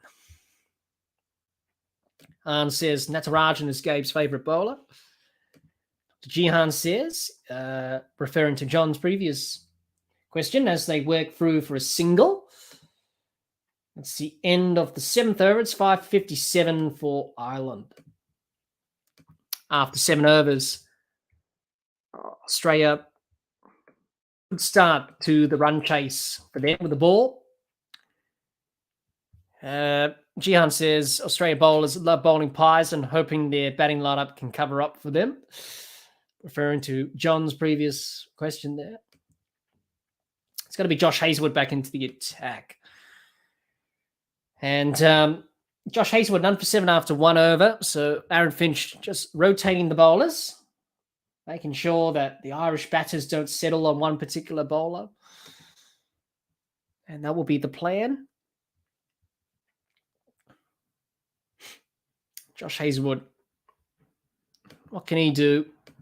Josh, he's had a pretty quiet tournament thus far. Aaron Finch is off the field. So it looks like Aaron Finch is going down into the rooms, maybe to do something. Maybe he's a little bit limp in terms of just pulling up a little bit gingerly. As we saw when he was fielding that ball, he just pulled up a little bit. So he's going to get some treatment. Let's hope it's not too serious. Hazlewood bowls to Delaney. Delaney pulls us down to long on for a single. Aaron Finch. Let's hope it's not too serious. Maybe a bit of cramp, maybe a bit of tightness or something. He did pull up a little bit lame there when he's trying to throw that ball in the outfield. Just gone down into the rooms. If that's the case, then what happens if Aaron Finch is injured? Who's going to be captain of Australia? Maybe, you would think probably Pat Cummins, maybe, if that's the case. But let's hope it's not too serious from Finch. And he'll be back out there, hopefully. Hazlewood in to Tucker. This one's down the leg side and racing away to the fine leg boundary for a single. Mitchell Starc does the fielding. And in the end, it's only 1 run. 5 for 59. 7.2 overs. Ireland just starting to feel the pressure of this game against Australia. Big test for them tonight, playing Australia. Obviously, not easy playing against Australia, especially here at the Gabba, where you haven't really played a lot against them at this ground or against them in general. Hazlewood bowls to Delaney, high in the air, down to the fine leg boundary. In the end, it will fall safe. Mitchell Starc will field it, and there is a single.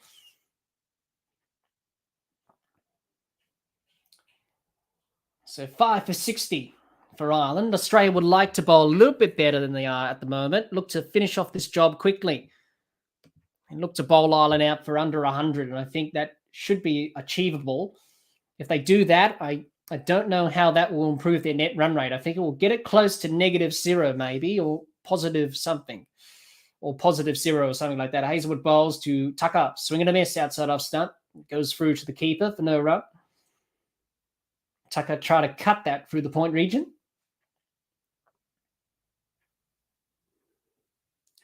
So the run rate climbing, 9.73 required for Ireland. They're 5 down for 60. Under pressure early on in the run chase. For Australia, they play Afghanistan. They'll be on the 4th of November. They will be in Adelaide. And for Ireland, their last game is against New Zealand, also in Adelaide as well. Hazlewood bowls to Tucker. This one's down the leg side, a play and a miss. There was an appeal for caught behind, but in the end, it's a wide ball.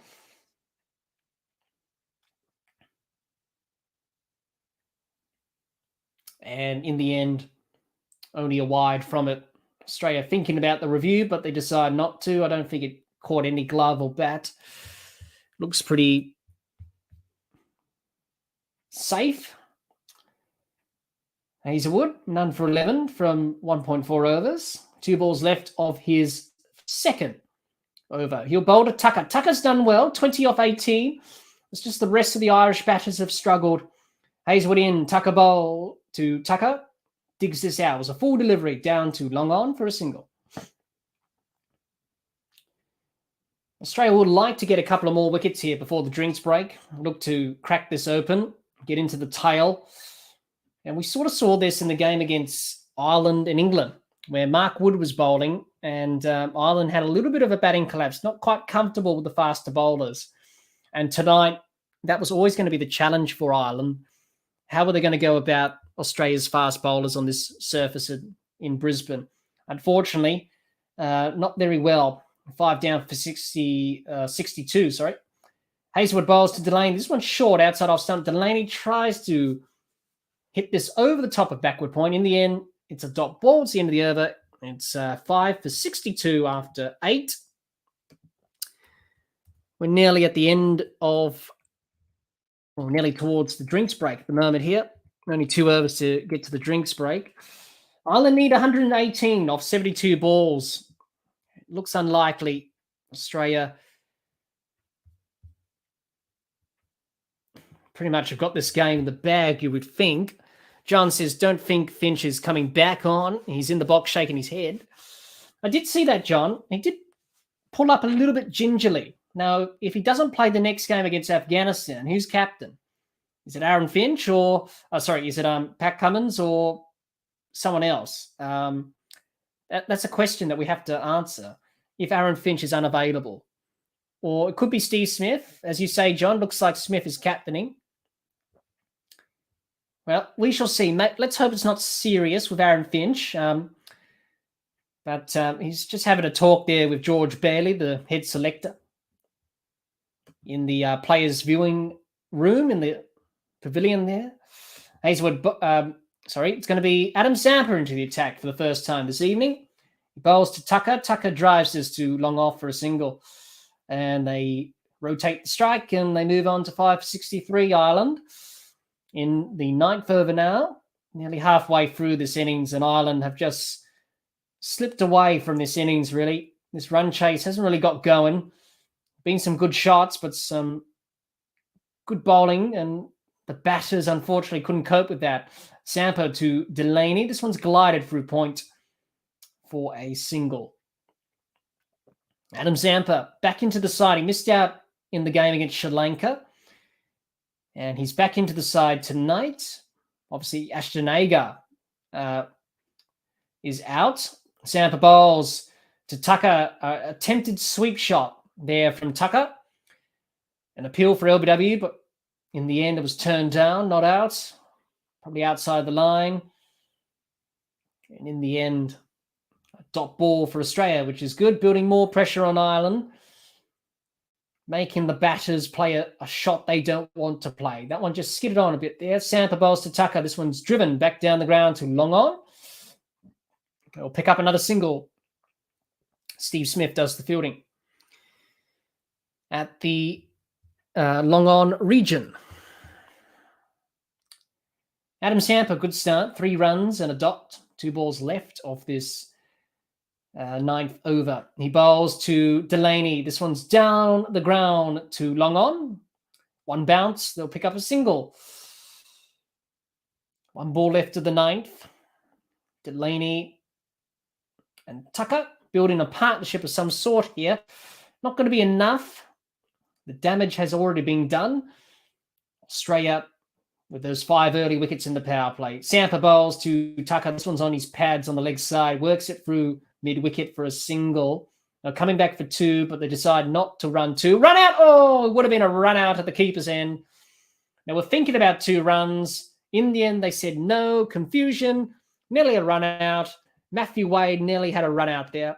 It's the end of the over. It's 5 for 67. Could have been easily 6 for 67 if that was a run out. Some confusion there from the Irish batters. Looking for 2. In the end, halfway down the pitch. Oh, he was gone. If that was a good throw and if it hit the stumps. But a good over from Adam Zampa, just 5 from it, from his first. End of the over, it's 5 for 67 after 9. We've got 1 over left before drinks.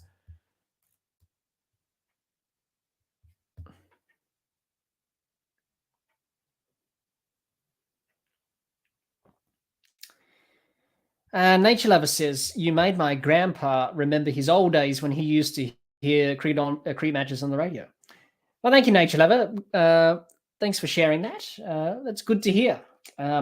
Obviously, we can't really show the match, can we? So we've got to go back to the old days where you used to listen to it on radio. Anyway, Marcus Tornes back into the attack. But thanks for your comment, Nature Lover. Marcus Tornes into the attack for the first time this evening. He bowls to Tucker, who works this through the cover region for a cover point region, I should say, for a single. It's been a good partnership between Tucker and Delaney. Needed to rebuild after the early loss of the wickets that Ireland had, but they are behind the 8 ball in this match at the moment. 5 for 68. 10 overs about to be completed after this. And then we'll go into the drinks break and we'll talk about where to next for the teams. I think Australia will be just focusing on just picking up wickets, need to boost the net run rate. And that is the simple equation for Australia this evening. Good crowd into the Gabba. Storness in again. Bowls. This one's high in the air. Who's underneath it? Glenn Maxwell takes the catch. Ireland lose the 6th wicket. And Marcus Storness strikes. That's his first wicket of the evening. Ireland are 6 down for 68. And Australia are only a few wickets away from wrapping up this match and boosting the net run rate. And that was high in the air from Tucker. In the end, didn't quite time it at all. Straight up in the air, straight into the hands of Glenn Maxwell. He's not going to drop that. That is the end of Delaney. Sorry, that wasn't Tucker. That was the end of Delaney, gone for 14. It's 6 for 68. Ireland in trouble. 9.2 overs.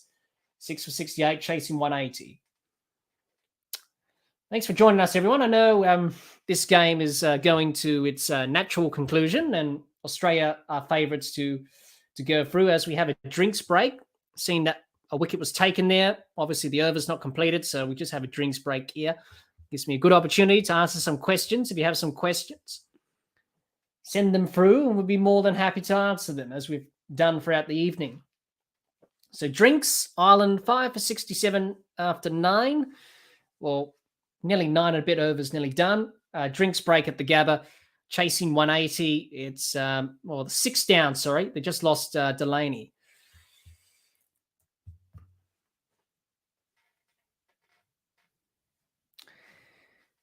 So Australia doing well to boost their net run rate. And as we have a drinks break, I should say, let's have a look at the table and where all the teams stand at this stage. You would think Australia tonight are going to win this game against Ireland. Looks like that at the moment. Obviously, Ireland losing the wickets and obviously struggling to get any momentum in the run chase. You can see there, Australia, if they win tonight, they'll go into second place because of the net run rate. Depends where they are with their net run rate. It's -1. At the moment, they've improved it dramatically. I haven't done the calculations, but we will get that after the match is completed, and the ICC will upload that on their table and do that. So if Australia win, they go to 5 points. They're equal with New Zealand. If New Zealand win tomorrow against England, pretty much New Zealand and Australia are going through. You would think Australia will win their last game against Afghanistan, go through to the semi-finals. England, if they lose tomorrow, they're pretty much out. So that's the situation in Group 1. Group 2 is interesting. Seeing that South Africa defeated India at the WACA yesterday. Sorry, not the WACA, the Perth Stadium. Sorry. Obviously, the WACA used to host cricket, but not anymore. The new stadium, they've got 2 wins from 3 games. Obviously, 1 game was washed out. That was New Zealand. Sorry, that was Zimbabwe. India lost, so that's interesting. Group 2 and how that will shape up for the semi-finals. Let us know in the chat, who do you think is going to go through to the semis? Looks interesting at the moment. But at the moment, Australia doing well to boost the net run rate. They need to boost it dramatically, and that's what they're doing tonight against Ireland. So that's the situation in both Group 1 and Group 2. More so Group 1 is interesting. Group 2, you would think South Africa and India should qualify, but as we've seen in this T20 World Cup, anything can happen. We're back after drinks, and it's Storness to Idea. Top edge, high in the air, and it will fall safe just behind Matthew Wade. And they'll pick up a couple of runs. Mark Adair got a top edge there, nearly got caught by Matthew Wade. In the end, it fell safe, just out of the reach of Matthew Wade.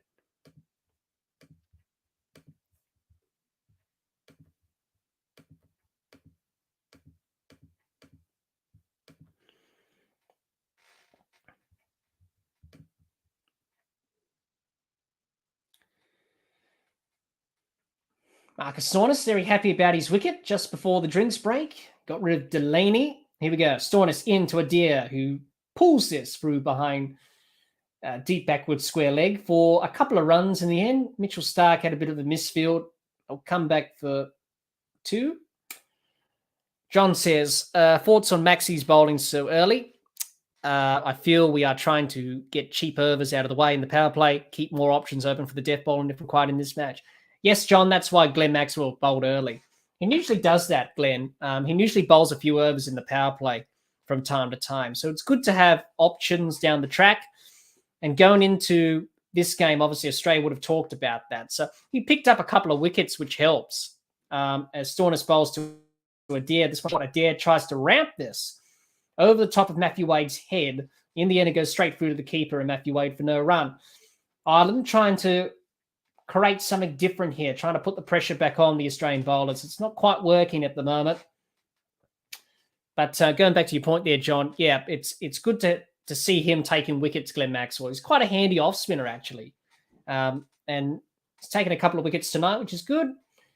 And it will boost his confidence. And he's taken a catch as well. Stoinis in, last ball of the over. This one slapped back down the ground from Adair. Doesn't quite time it. They'll pick up a couple of runs. Steve Smith does the fielding. It's the end of the over. It is 6 for 73 after 10. We're halfway through this innings. And for Ireland and their supporters, not a very good mood in the camp at the moment. It's a bit of a tough road from here. But I think it's a good experience for Ireland tonight. I think to further their development and to get better, I think by playing Australia, having these games, I think that will put them in good stead going forward into their development. Unfortunately for them tonight, just hasn't quite clicked with the batting and the bowling this evening. Australia will be happy. 6 for 73 after 10 overs. They need 4 more wickets to bowl Ireland out and finish the innings early as they can to boost that net run rate. So this is where you can start thinking about taking wickets and thinking about the net run rate. But Adam Zampa continues. He bowls to Adair, who works this to David Warner. Cover, run out. Oh, a fumble from Adam Zampa. It was nearly a run out. David Warner did well at cover to field the ball. Unfortunately for Adam Zampa, didn't quite collect the ball cleanly. And they wanted a single there. In the end, Tector and Tucker and Adair wanted a single there, but it was a bit of a risky run. Next ball, dot ball. David Warner, good throw there to Warner, good throw to Zampa. Just caught him on the bounce there, Adam Zampa. Couldn't collect it cleanly. Nearly a run out if he did take it cleanly.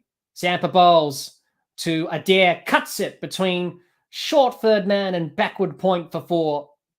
Good shot from Adair, gets a boundary. Australia would like to finish this off quickly and boost that net run rate. Get the job done here. Adam Zampa, that was short and wide outside off. Not the ball to be bowling. Challenge the pass, probably bowl a wrong un. Catch him on the crease. Trap him in front, LBW. Adam Zampa bowls to Adair bowls. This one's hit back to Adam Zampa. In the end, it's a dot ball. Jihan says, I haven't seen Stark bowl the in-swinger to the right-hander for a while. Not sure if it's the conditions or if he's got his grip right. I think he's been the pick of the 3 Aussie quicks all tournament. He's bowled pretty well, Stark. It's good to see him firing again. As Zampa bowls to Adair, works us through the offside for a single. Moves on to 10 off 9. Tucker, 25 off 24. Aaron Finch still off the ground. He did pull up a little bit lame, Aaron Finch. Let's hope it's not too serious. Doesn't look too concerned. Watching on from the sidelines.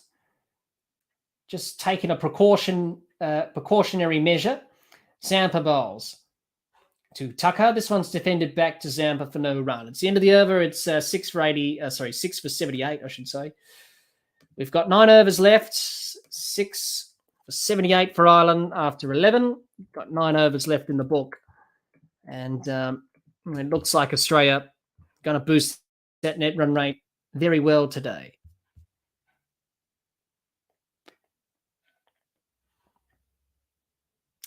Dr. Jihan says, Moody, I'm guessing. You said that? Jihan? So 11 overs done. Cameron Green's on the field. Going to have some game time out there as a sub fielder. Good to see him. Ashton Agar is on the field as well. So I wonder who's off. Obviously, I know Aaron Finch is off. Who else is off? Anyway, Mitchell Stark to Adair. Can he clean up the tail? Here we go. Mitchell Stark in. He bowls to Adair. This one's full, short, down onto the pads. Worked away through square leg for a single from Adair. Mitchell Stark has done pretty well this evening with the ball. Jihan says, Maxi, Finch is always keen to bowl him in the power play, but why did he not bowl at all against New Zealand when there was a left-hander in the whole time? Yeah, it's quite interesting that he didn't bowl in that match, Glenn Maxwell, but he bowled against Sri Lanka. He bowled here tonight, so definitely an option for Australia, that's for sure. Stark into Tucker bowls. This one's pulled through square leg and will race away to the deep mid-wicket boundary for 4 runs. Tucker, another boundary for him. Something for the Irish to smile about. It's been a tough night for them with both bat and ball. That one pulled away in front of square from Tucker on the leg side is a very good shot from him. He's been probably the one Irish batter that's really got a bit of a handle on the Aussie quicks and the bowling, whereas the others have failed and haven't really played them well. Stark in again to Tucker. Bowls. This one full. Tucker backs away onto the leg side to access the offside. And he hits this for another boundary down to the long off boundary for 4. Ireland. A couple of boundaries in the over. Something to smile about for their supporters. Mitchell Stark will be looking to get the line right in the length. That one, Tucker was able to hit that to the boundary. Couple of boundaries in the over thus far. So I think for Mitchell Stark, go back to the original plan to bowl full and straight at the stumps and bowl Yorkers. Stop giving away too many boundary balls. Stark into Tucker bowls. This one, Tucker tries to cut it. In the end, playing a miss, goes straight through to the keeper for no run. The Gabba looking magnificent as always. Bright lights shining down at the Gabba and the ground itself. Tomorrow's game, Afghanistan and Sri Lanka from the Gabba, and then England and New Zealand. That will be the day-night game. And obviously that game important for England if they are to stay in this T20 World Cup for the semi-finals. Mitchell Stark in, 5th ball of the over to Tucker. Bowls. This one's full. Cut away from Tucker. Down to the 3rd man boundary for a couple of runs. Good fielding there from Adam Zampa down at 3rd man. Cuts it off for a couple.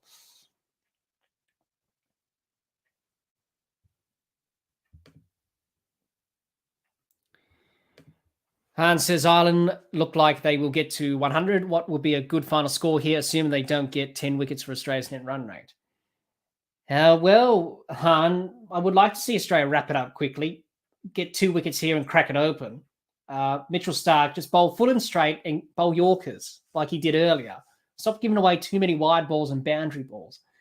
I think under 100, Han, or just over 100, I think. If Australia can bowl Ireland out for over 100, I think they'll be happy with that. Low 100s.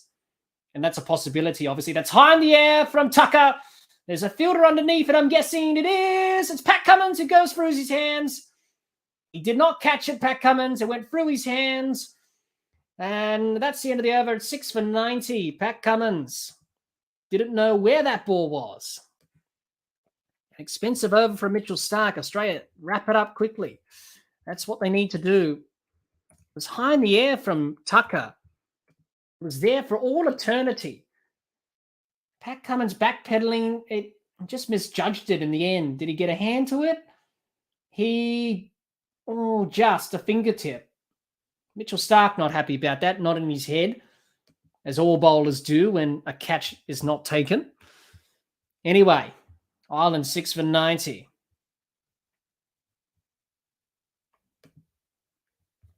So Mitchell Starc, an expensive over there. Just bowl full and straight, Starkey. Aim at the toes. That's how you've got your wickets to 9, not short and wide outside off stump because they're able to cut you away for boundaries. Keep it simple, Starkey. That's what you do best. Full and straight Yorkers at the toes, or wide Yorkers. Adam Zampa back into the attack. He's going to bowl to Tucker. Tucker works this through the covers for a single. Hans says, would Ireland getting to 120 in 20 overs be good for Australia? Well, I think Australia would be hoping to bowl them out for less than that, Han. And I think that's a possibility, obviously. If Australia can just get their line and length right. As Sampa bowls to Adair, he's out, he's gone, he's stumped. He was halfway down the wicket, and Matthew Wade had all the time in the world to get the stumps, to get the ball and bring it back onto the bails to remove them, to remove the wicket fairly, as we say in the laws. When you're reading the laws book, obviously, as an umpire, make sure that the wicket is put down fairly, and it was from Matthew Wade. Good take. Adam Zampa gets a wicket, and it's a stumping for Matthew Wade. Ireland 7 down for 91. Adair's got to go for 11 off 11 balls. Ireland in trouble, 7 down for 91. Going back to your point there, Han, well, it looks like they're not going to make 120 now with that wicket. So I'm not sure with the calculations there. But if they can bowl them out right now, if you can bowl them out under 20 overs, which is a possibility, then the run rate will be good. But it's already improved already. So Australia will take that and look to improve it in the next game against Afghanistan as well. John says Stark's Raiders on the fritz. Spot on, Jack. Full and straight, Mitch. That's right. Han says Cummins, sorry, mate. When they said Tucker, I thought it was me dinner. So it's going to be Han into the attack. Finn Han comes into the to the crease, I should say, the next batter in. He'll be on strike to Adam Zampa. And it's a tough ask for Ireland now. 7 down for 91. This game's pretty much going one way, and that's an Australia win here. Adam Zampa in to Han. Bowls. Han defends on the back foot and glides it out to backward point for a dot ball. Hans says 120 is 30 runs in 8 overs. That is not much of a run rate. Well, it looks like Ireland will get bowled out for less than 120 and probably won't face the 20 overs as Zampa bowls to Han. This one's driven back down the ground to long off for a single. And Adam Zampa, he's got over 250 T20 wickets in his career. That's T20 Internationals and T20s combined. And that's an easy stumping there for Matthew Wade, probably the easiest stumping in the world. Zampa bowls to Tucker. Tucker works this through through mid-wicket. For a couple of runs, another run out. Oh, it was close. Well, Ireland's running. It's been a bit dicey tonight, and Australia's had a bit of a hard time with the running as well. Nearly a couple of run-outs to Aaron Finch early in the night. So here we go. Last ball, the 13th over. We've got 7 after this. Ireland a 7 for 94. Adam Zampa in. Last ball, the 13th over. He bowls to Tucker. This one's down on the leg side on his pads. Worked away through mid-wicket for a single. It's the end of the over. It's 7 for 95 for Ireland after 13 overs. 7 for 95. For Ireland, it hasn't been a great evening for them. Unfortunately, Australia just too good in the end for them. But for Ireland, they'll learn a lot from this game tonight and look to improve in their last game against New Zealand, which will be in Adelaide on Friday. Let's Invest says Han Solo is batting now. Well, but it's quite an unusual last name, Hand. I haven't really heard anyone to have a last name with Hand. That's quite unusual. Pat Cummins back into the attack. 1 for 20 from his 2. Han says, if I was batting, I would launch it into the International Space Station, bounce off and straight back down and through Gabe's living room window.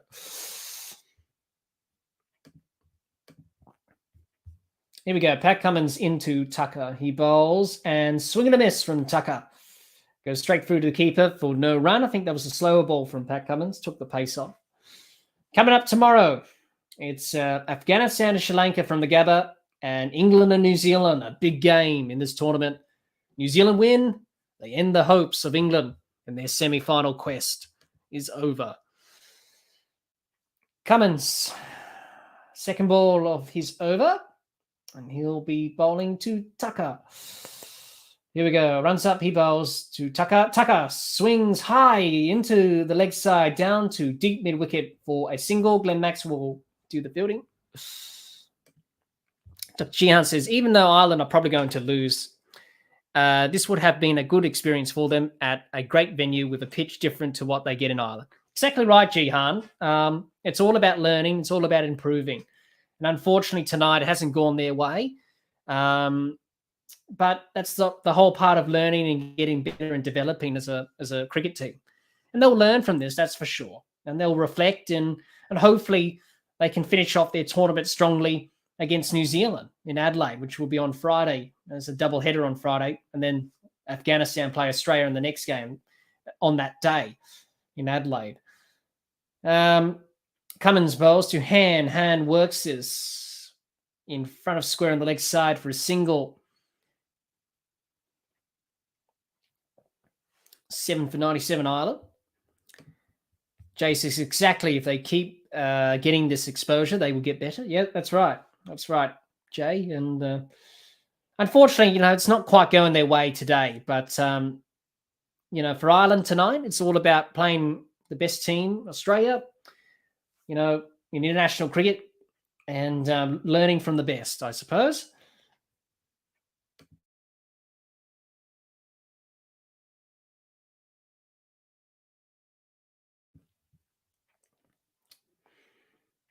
Here we go, Pat Cummins. Fourth ball of his over. Runs up to Tucker, bowls. This one's full, and Tucker drives it down to long on for a single. John says, I assume Han Solo was just a pun of Han Solo from Star Wars. Han says, hopefully Australia play a series in Ireland prior to the Ashes, maybe even a tri-series with England involved.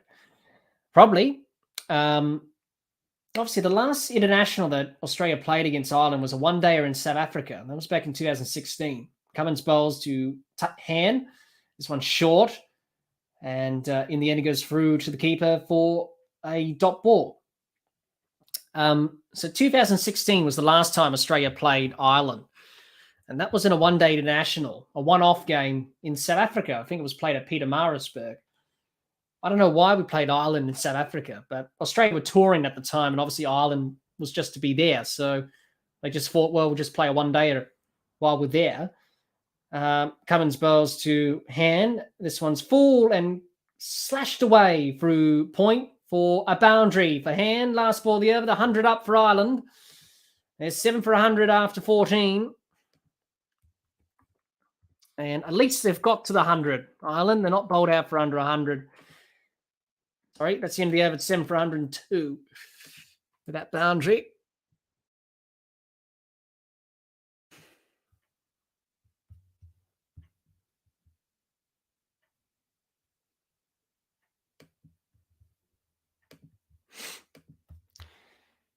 Glenn Maxwell didn't quite cut that off. And in the end, a boundary there. Ireland, 7 for 102. Barberne, the skipper, not looking all that excited or happy. He'll be pretty disappointed with how the team played this evening. But Australia will be delighted. Got a good score, 5 for 179. They've got Ireland 7 for 102. They'll be looking to boost the net run rate, finish off the innings in these 2 overs probably. That will be the plan. Adam Zampa, to continue. He's going to bowl out. He's going to bowl his 4th. Here we go. He bowls to Tucker. Tucker goes down the ground to long on for a single. And that will bring Hand back on strike. Nature Love says, good comeback from Ireland. Was 25 for 5. Now 102 for 7. Yes. Well, they've done well to get over 100, Ireland. It just hasn't flowed for them tonight in the run chase. As Zampa bowls to Hand. Bowled him! Clean bowled him! And the stumps go everywhere. That is the end of Hand. He's gone for 6. Ireland are 8 for 103. And this could be over in the next 2 overs here. And that will be good for Australia's net run rate. That's the end of Adam Zampa's. That's the end of Hand's innings tonight. That was a wrong one. Went straight on. He missed it completely. Hand, he was way outside off stump.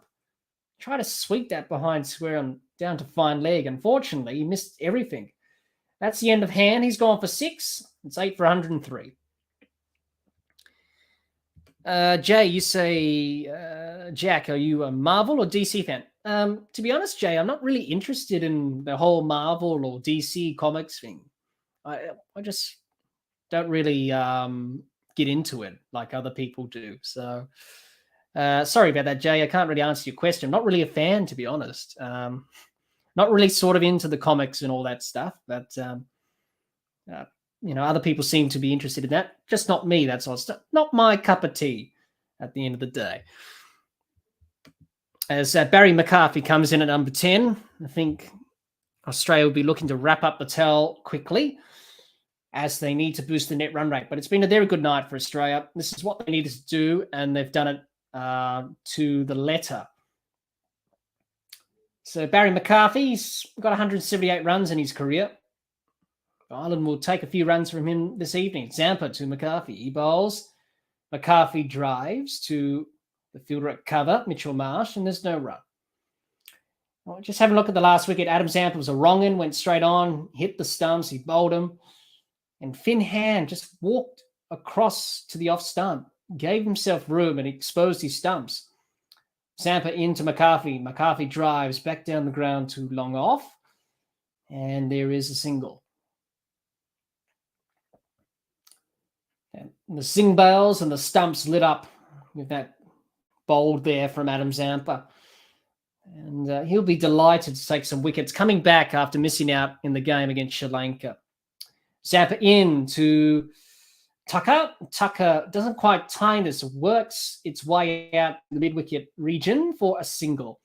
He's batted well tonight, Tucker. He's been the only one who's really felt comfortable. Really, 44 of 38. He's the only one who's dug in and made a good effort to combat the Australian bowler. Zampa bowls to McCarthy. McCarthy works this to long on for a single. End of the over, 6 for 100. It's 8 for 106. We got 5 overs left. So this will be good for Australia. Obviously, they will like to pick up the wickets, a couple of wickets here, look to finish it off, and that will boost their net run rate. A reminder of what's at stake with the table from Group 1 and Group 2. That's what Australia are thinking about. They're thinking about boosting their net run rate. If they win tonight, which they will, they'll go into second place based on net run rate. Of course, New Zealand have a good net run rate of positive 3. England will be slipping down. Ireland will be slipping down. So that game against New Zealand, England's crucial for England. They lose that, pretty much they're out. And Australia win against Afghanistan on Friday in Adelaide. They're pretty much going through to the semis. Group number 2 is quite interesting. South Africa could possibly top the group. As Josh Hazlewood continues to McCarthy bowls. This one's short, pulled away to mid-on for a quick single. And they'll come back for a single there. Good running in the end from McCarthy. Look to get off strike, get Tucker on strike. Looks to get the experienced batter on strike here. Jay says, so tomorrow New Zealand versus England, any prediction?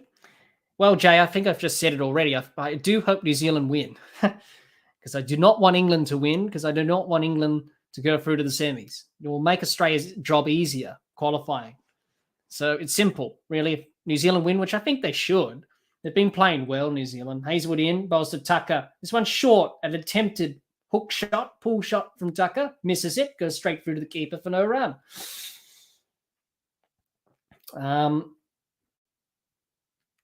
So, yeah, prediction tomorrow for me, you've got Sri Lanka and Afghanistan as the first game at the Gabba.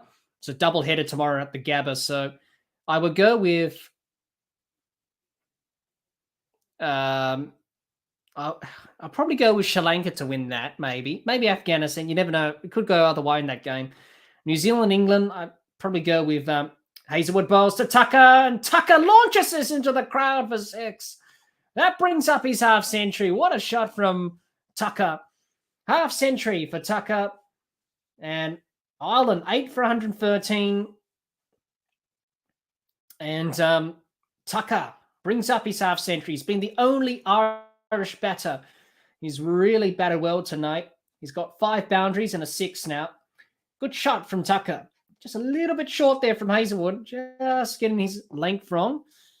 And he got the distance.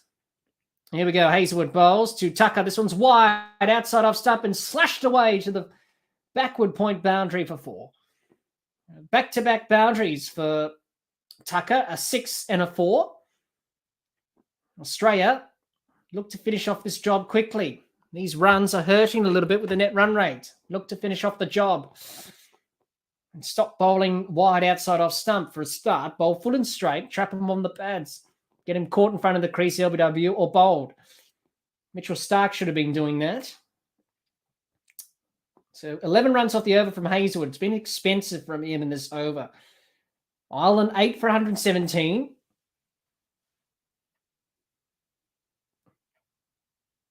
And all of a sudden, I don't know what's actually happening because the stream has glitched out a bit. So apparently there's something wrong with the transition. So the transmission, I can't really see what's happening. So we're back now. That's good. So we'll see what happened on that ball from Hazlewood. Hopefully a wicket. No, it wasn't. It was a single to Tucker. Moves on to 55.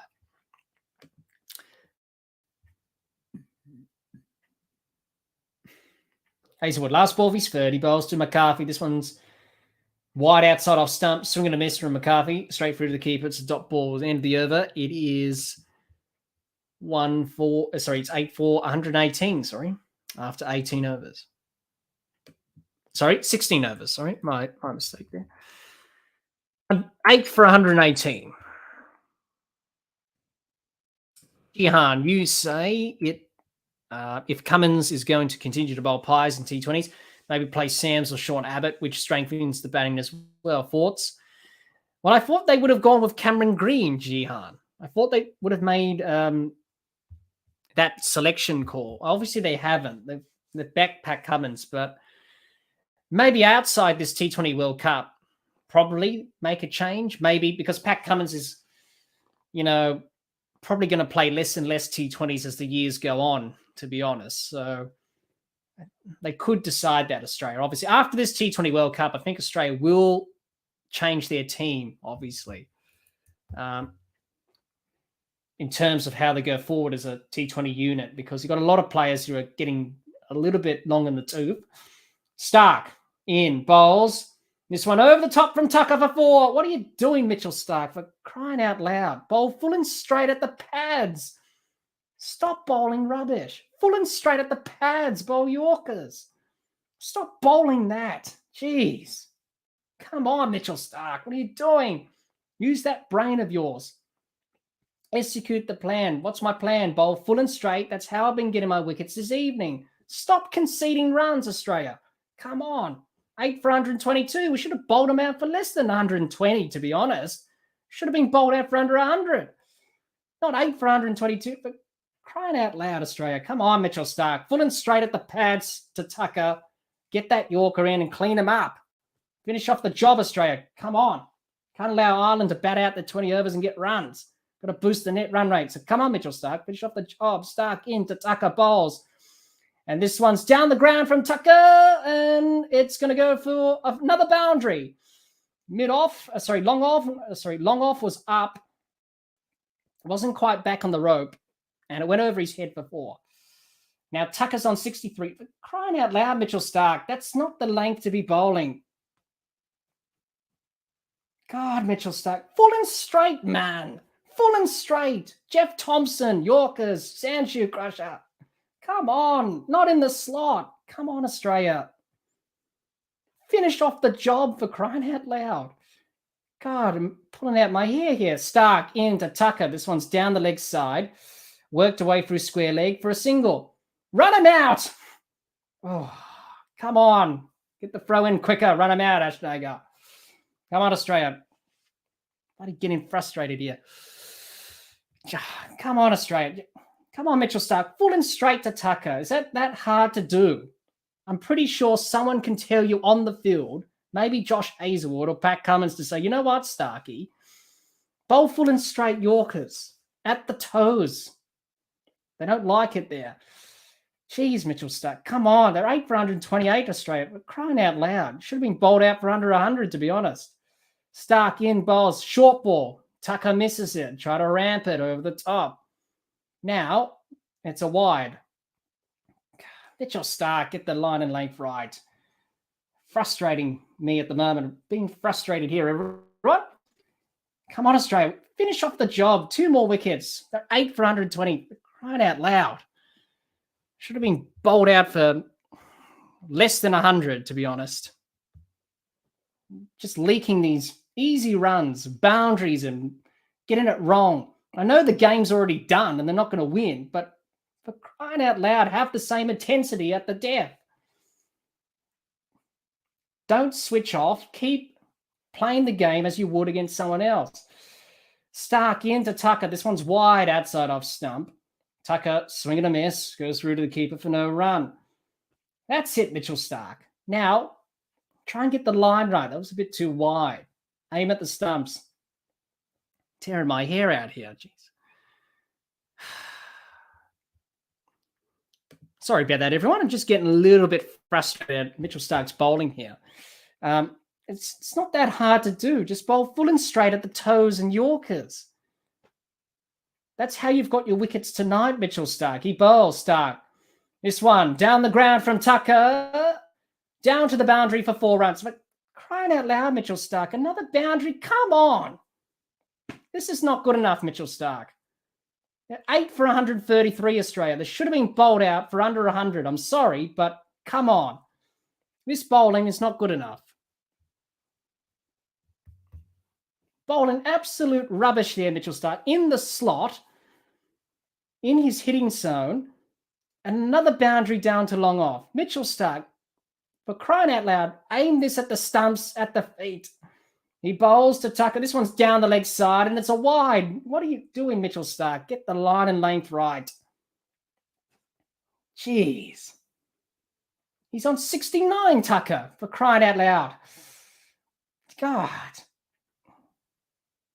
Mitchell Starc, I know he's an inconsistent bowler, but he does frustrate you from time to time. He's frustrating me because he just bowls straight at the stumps. Yorkers. That's how you've got your wickets tonight. Now they need 46 off 19. Not going to get that, obviously, but it could have been a lot less, Australia, for crying out loud. That one's worked through to mid-wicket for a couple of runs, I'm guessing. And it will be a couple of runs because there's a big boundary out there on the leg side. And the average, 8 for 136. It could have been a lot less, Australia. And to be honest, Australia, I'm not really happy with this bowling. It's been pretty poor from Mitchell Starc. It's been pretty poor from Hazlewood. It's been pretty poor from Cummins. Not the length, not the line to be bowling. Jeez. Frustrating. They should have been bowled out for a lot less than 100, to be honest. Not 8 for 136. You just leaked runs. It's just so frustrating. Come on, Australia. Just finish off the job. Get the last 2 wickets. Finish off the job. At least the net run rate will be improved of some sort. And let's hope New Zealand can beat England tomorrow. Because if they don't, then we've got to win very well against Afghanistan. Nature Lover says, South Africa and New Zealand are the most dangerous team from each group. Both are unbeaten in this tournament. Yes, they are. All right. He's going to come on and bowl and get this wicket. Pat Cummins, can you do something here and get a wicket? Pat Cummins in. Bowls to McCarthy. Short. Outside off stump. Swing and a miss. Dot ball. At least bowl out. Ireland here, Australia. Jeez. Jay says, so England lose to New Zealand, they're out. Pretty much, Jay. Pretty much. Doesn't matter if they win against Sri Lanka. Doesn't matter about net run rate. If New Zealand beat England tomorrow, they're out. Australia win their last 2 games, they're pretty much through to the semis. Doesn't matter about net run rate. Doesn't matter about how many points you have, all that stuff. They're pretty much out. Cummins bowls and out taken. What a catch from Steve Smith at deep mid-wicket. Finally, Australia get the 9th wicket. After all that poor bowling from Stark and others, they get the wicket. Finally, Pat Cummins gets a wicket. And McCarthy pulled that in front of square down to deep mid-wicket and takes a very good catch in the end, Steve Smith. A very simple catch. Finally, Australia. Jeez. Got him 9 down for 138. It should have been a lot less than 136, I should say. McCarthy going for 3. It's 9 for 136. I tell you, just frustrates you sometimes when, you know what they should be bowling and they don't bowl what you want them to bowl. As all cricket fans know, it gets a bit frustrating. Definitely for me there, I was a little bit frustrated there at Mitchell Stark. Just bowl full and straight at the stumps. Aim for the toes, Yorkers. That's how you're going to get the wickets, and that's how he's got the wickets here. So at least Pat Cummins got a wicket. That's all that matters. Let's Invest says Sam's no. Hans says even batting out the 20 and getting to 130, 140 is going to hurt Australia's net run rate here. Well, hopefully Australia can pick up the last wicket here and then stop the bleeding. Because it's been poor at the end here, to be honest, Australia. But crying out loud. It's not that hard to bowl a good line and length and to keep it simple, not overcomplicate things. Cummins bowls to Little. This one's an attempted ramp shot from Little, and it's a play and a miss, and it's a dot ball. John says, Jack, you're getting as frustrated as I am. Grr. Yes, John, especially to Mitchell Stark, bowl full and straight at the stumps. And Mitchell Stark's not hearing me. So frustrating. Hans says Ireland might get to within 30 of the Aussie score here. Jihan says the thing against Australia is that England's last game is after Australia's, so they'll know what they need, what they have to do. Well, it doesn't really matter, Jihan, really. If they lose tomorrow against New Zealand, it doesn't matter if they win against Sri Lanka. They won't have enough wins or points. Australia will win their last 2 games. They'll win tonight against Ireland. You would think they'll win against Afghanistan, and they should in Adelaide. It doesn't matter for England after that. It doesn't matter if they beat Sri Lanka or not. It doesn't matter. I did do the predictions on the predictor on the website that the ICC have, and it doesn't really matter. They won't qualify England. So that was a short ball from Cummins. This one's an attempted ramp shot again. In the end, it's a play and a miss. It's a dot ball. Nature Lover says Stark isn't hearing you. Well, he's not. It's not that hard to work it out. Jay says, even if Ireland get closer, that should give them confidence. Well, it should. They've done well in the end, Ireland, but really, if we have to be critical, Australia should have bowled them out for under 100, to be honest. At one stage, it looked like that. The bowling after that was just poor. Again, Cummins, short, pulled away through mid-wicket for a single. That's the end of the over. It's 9 for 137 after 18. We've got 2 overs left. I hope Australia can just wrap it up here so we don't have to face the full 20 overs here, to be honest. But look, if we have to be critical about Australia's bowling, I thought it was good up front, taking the early wickets. But since then, it's been a little bit poor and it's been frustrating. especially Mitchell Starc, not really bowling a good line and length. You got 2 wickets from bowling full and straight at the stumps. Why go off that? It's not that easy. It's not that hard to work out what you need to do to get a batter out.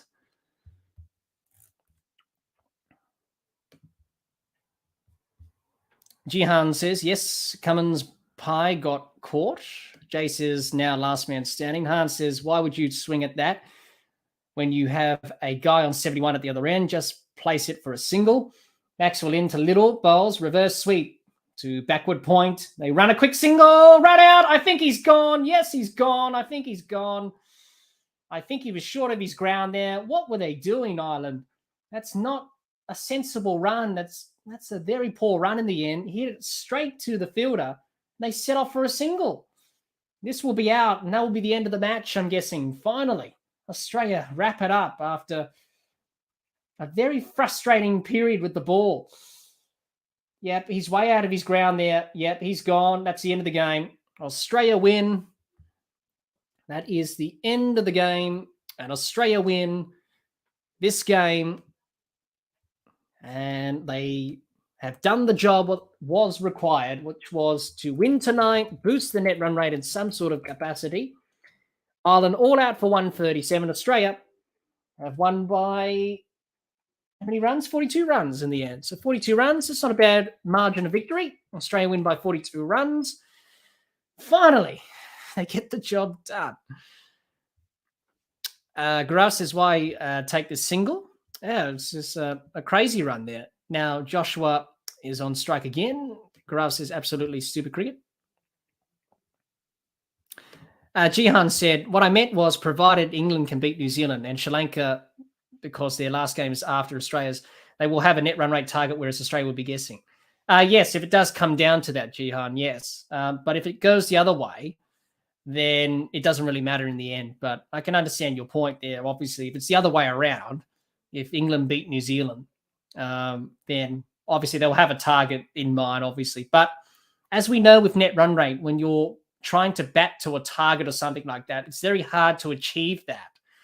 You don't really quite get it right. So, England will know that. And that's why tomorrow's game is so crucial for them. But if New Zealand win, that's it. And England are pretty much out. Hans says, what a dumb thing to do. He took a single off the last ball of the previous over when he should have not run, and then goes for a stupid single the next ball. Well, it wasn't a smart single in the end, really. But look, Ireland 9 down. It was always bound to happen when you're running with a tail ender. There's always some confusion there, isn't there? So in the end, a run out to finish, and Ireland bowled out for 137. Australia get the 2 points, and they boost the net run rate. I'm not sure what the net run rate is. I have to look at the table, but I think it will be improved slightly. As we have a look at the table here before this match, a reminder, it was negative 1.55. So I'm not sure with the current calculations where Australia's at. I think it's a lot lower than that now. Maybe I have to see the table and what happens there. But for Australia, for the time being, they're in second place with 5 points. They move England down a place along with Ireland. Australia up from 4th to 2nd for the time being. And they won by 42 runs. Ireland bowled out for 137. In the end, the run chase didn't quite get going, but good batting from Tector in the end. And it was very good from him to show some fight and resilience for Ireland there. Hans says it's negative 0.304. Well, it's negative 0.30 on the table. I'm looking on the screen now, Hans. So that's good. That's a good improvement. From negative 1.5, that's pretty good. Australia will take that. It's a win, 2 points, pressure on England tomorrow against New Zealand. But I was very frustrating with the bowling at the end there. I think Australia should have bowled a lot better. But in the end, they got the job done. I guess that's all that matters. And the net run rates improved dramatically, which is good. Good for Australia. If England lose against New Zealand tomorrow, pretty much Australia are through to the semis. You would think they'll win against Afghanistan on Friday. Just having a look at the last wicket, the run out, little reverse sweep, and straight to the short third man. And Yeah, easy run out in the end. And Han says, sorry, how costly was it to let them get those extra 60 or so runs? It's not ideal, Han. I think if we have to be brutally honest and critical, Australia had them, what, five down for not many at one stage, looking like they were going to get bowled out for under 100. And then they go on to make 100 and what do they make in the end? 130 odd. So yeah, it's not ideal, but look, at the end of the day, it's the way it goes. You have to look at that and say, right, we didn't quite get it right there. I was a bit frustrated with Mitchell Starc not bowling full and straight at the stumps. It's not that hard to work out. That's how you got your wickets today. So bowl full and straight at the stumps and you get wickets, especially with the Irish batters not used to that pace and speed from Starc. That was a bit frustrating. It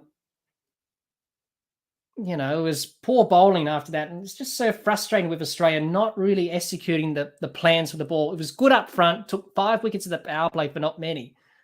You should have really bowled them out for under 100. I'm sorry, but nothing against Ireland, but the situation of the match, you got them 5 down for not many. You should have really bowled them out for under 100. Then they go on to make 130 odd.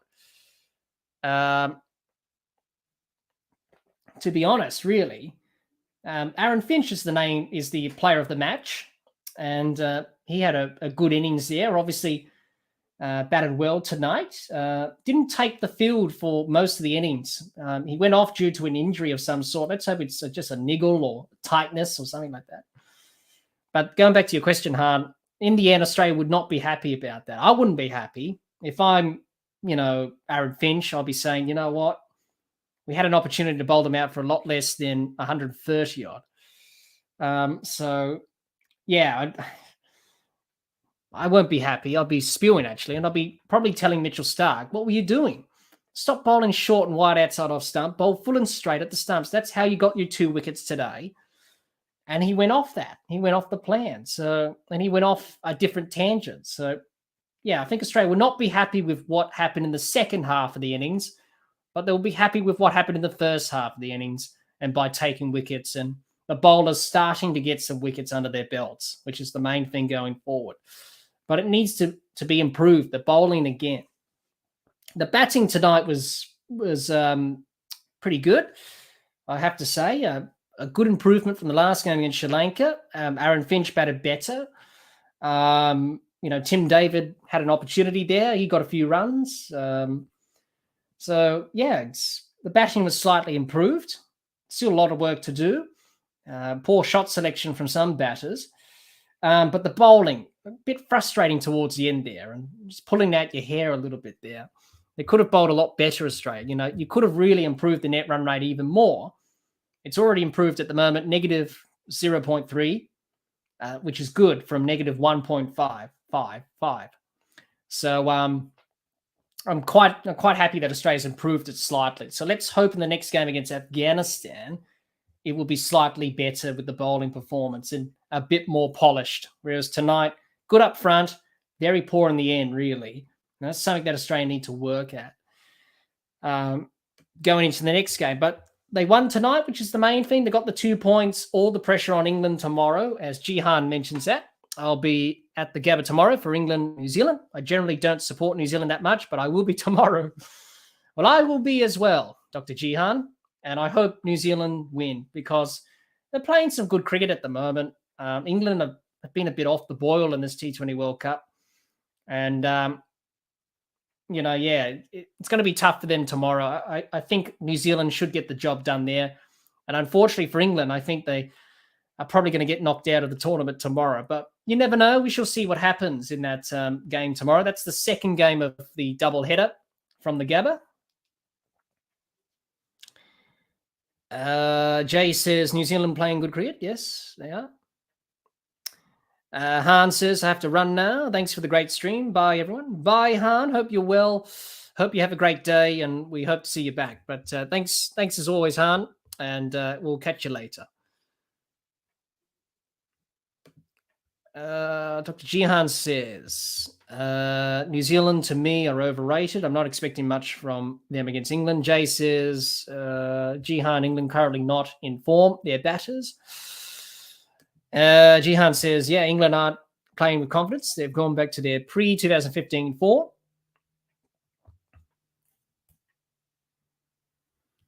And Dr.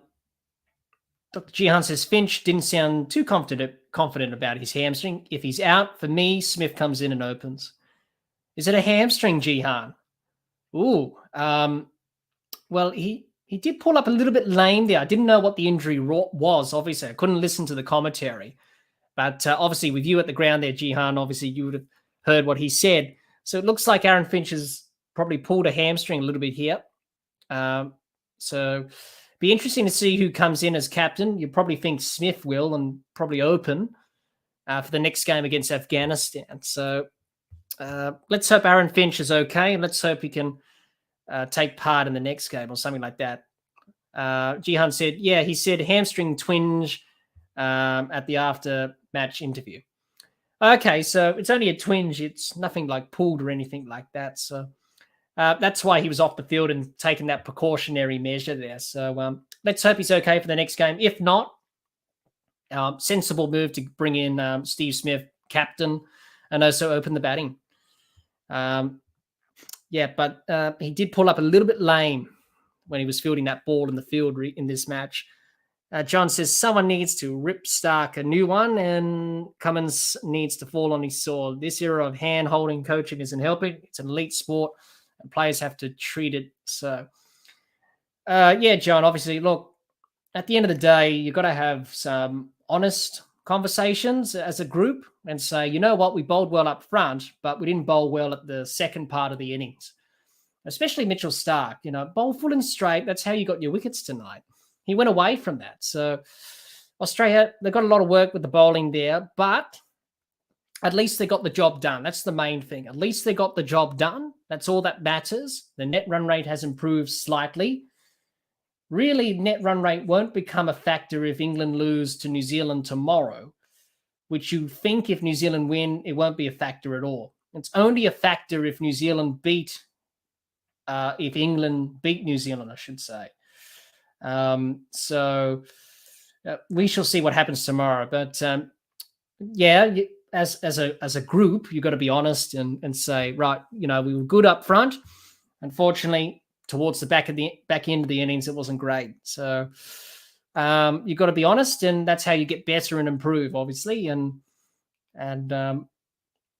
definitely Australia will be looking at that going into Friday's game against Afghanistan, which will be in Adelaide this week. Jihan says, but he also said it's an old injury and he's a bit worried. Well, he has done a hamstring before. I do remember he did a hamstring before. So let's hope it's not too severe. Obviously, he did bat well tonight, Aaron Finch. Got player of the match, I should say. He batted a little bit better than he did. So let's hope it's not too serious. If he's going to be ruled out for the the next game against Afghanistan as a precautionary measure, I think that's the right move to make, and then get Steve Smith in or Cameron Green maybe. That could be an option, but I think they'll probably go with Smith and probably have him as captain and probably have him open the batting maybe with David Warner. Or you could have Marcus Stoinis open the batting or something like that if they do need to make a change there. Alrighty then. So this game has concluded and Australia have won by 42 runs over Ireland here at the Gabba. Let's just go through the scorecard and let's go through what happened this evening. Thanks everyone for joining us as we're going to wrap up and summarize this game and where to next for both Australia and Ireland. But first of all, let's talk about the match itself and let's have a look at how the game went about things tonight. Let me try and say that again. Let's try and summarize how the game turned out this evening. That's what I was trying to say. So first of all, let's have a look at the scorecard, a bit of a summary of that, and talk about how both teams went about it. We'll start with Australia. First of all, Australia, 5 for 179 from their 20 overs. A pretty good score in the end to score in this game against Ireland.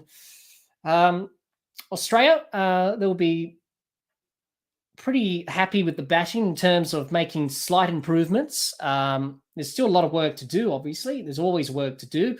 You're never the finished product. And there's always work and improvement to do as a batting unit. As we have a look at the scorecard here for Australia. So 5 for 179 for Australia. Aaron Finch top scored with 63 or 44 balls. And Australia got to 5 for 179 from their 20 overs.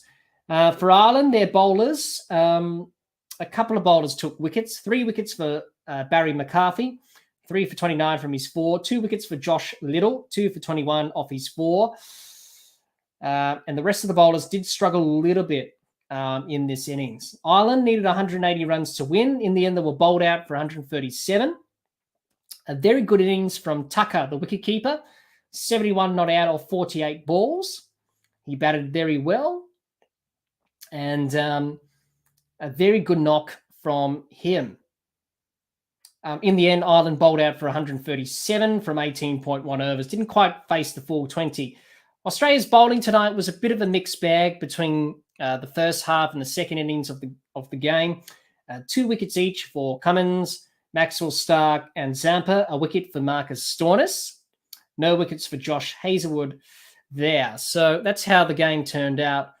Australia, in the end, got the points, 2 points in the bag, and they'll be looking forward to their next game against Afghanistan, which is on Friday at the Adelaide Oval. And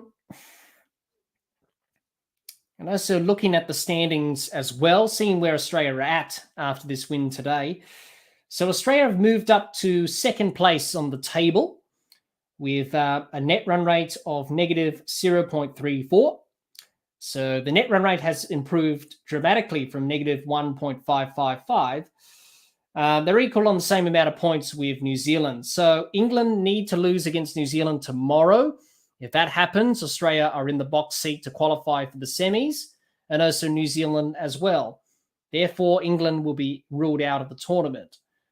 So it's going to be interesting to see how everything unfolds tomorrow.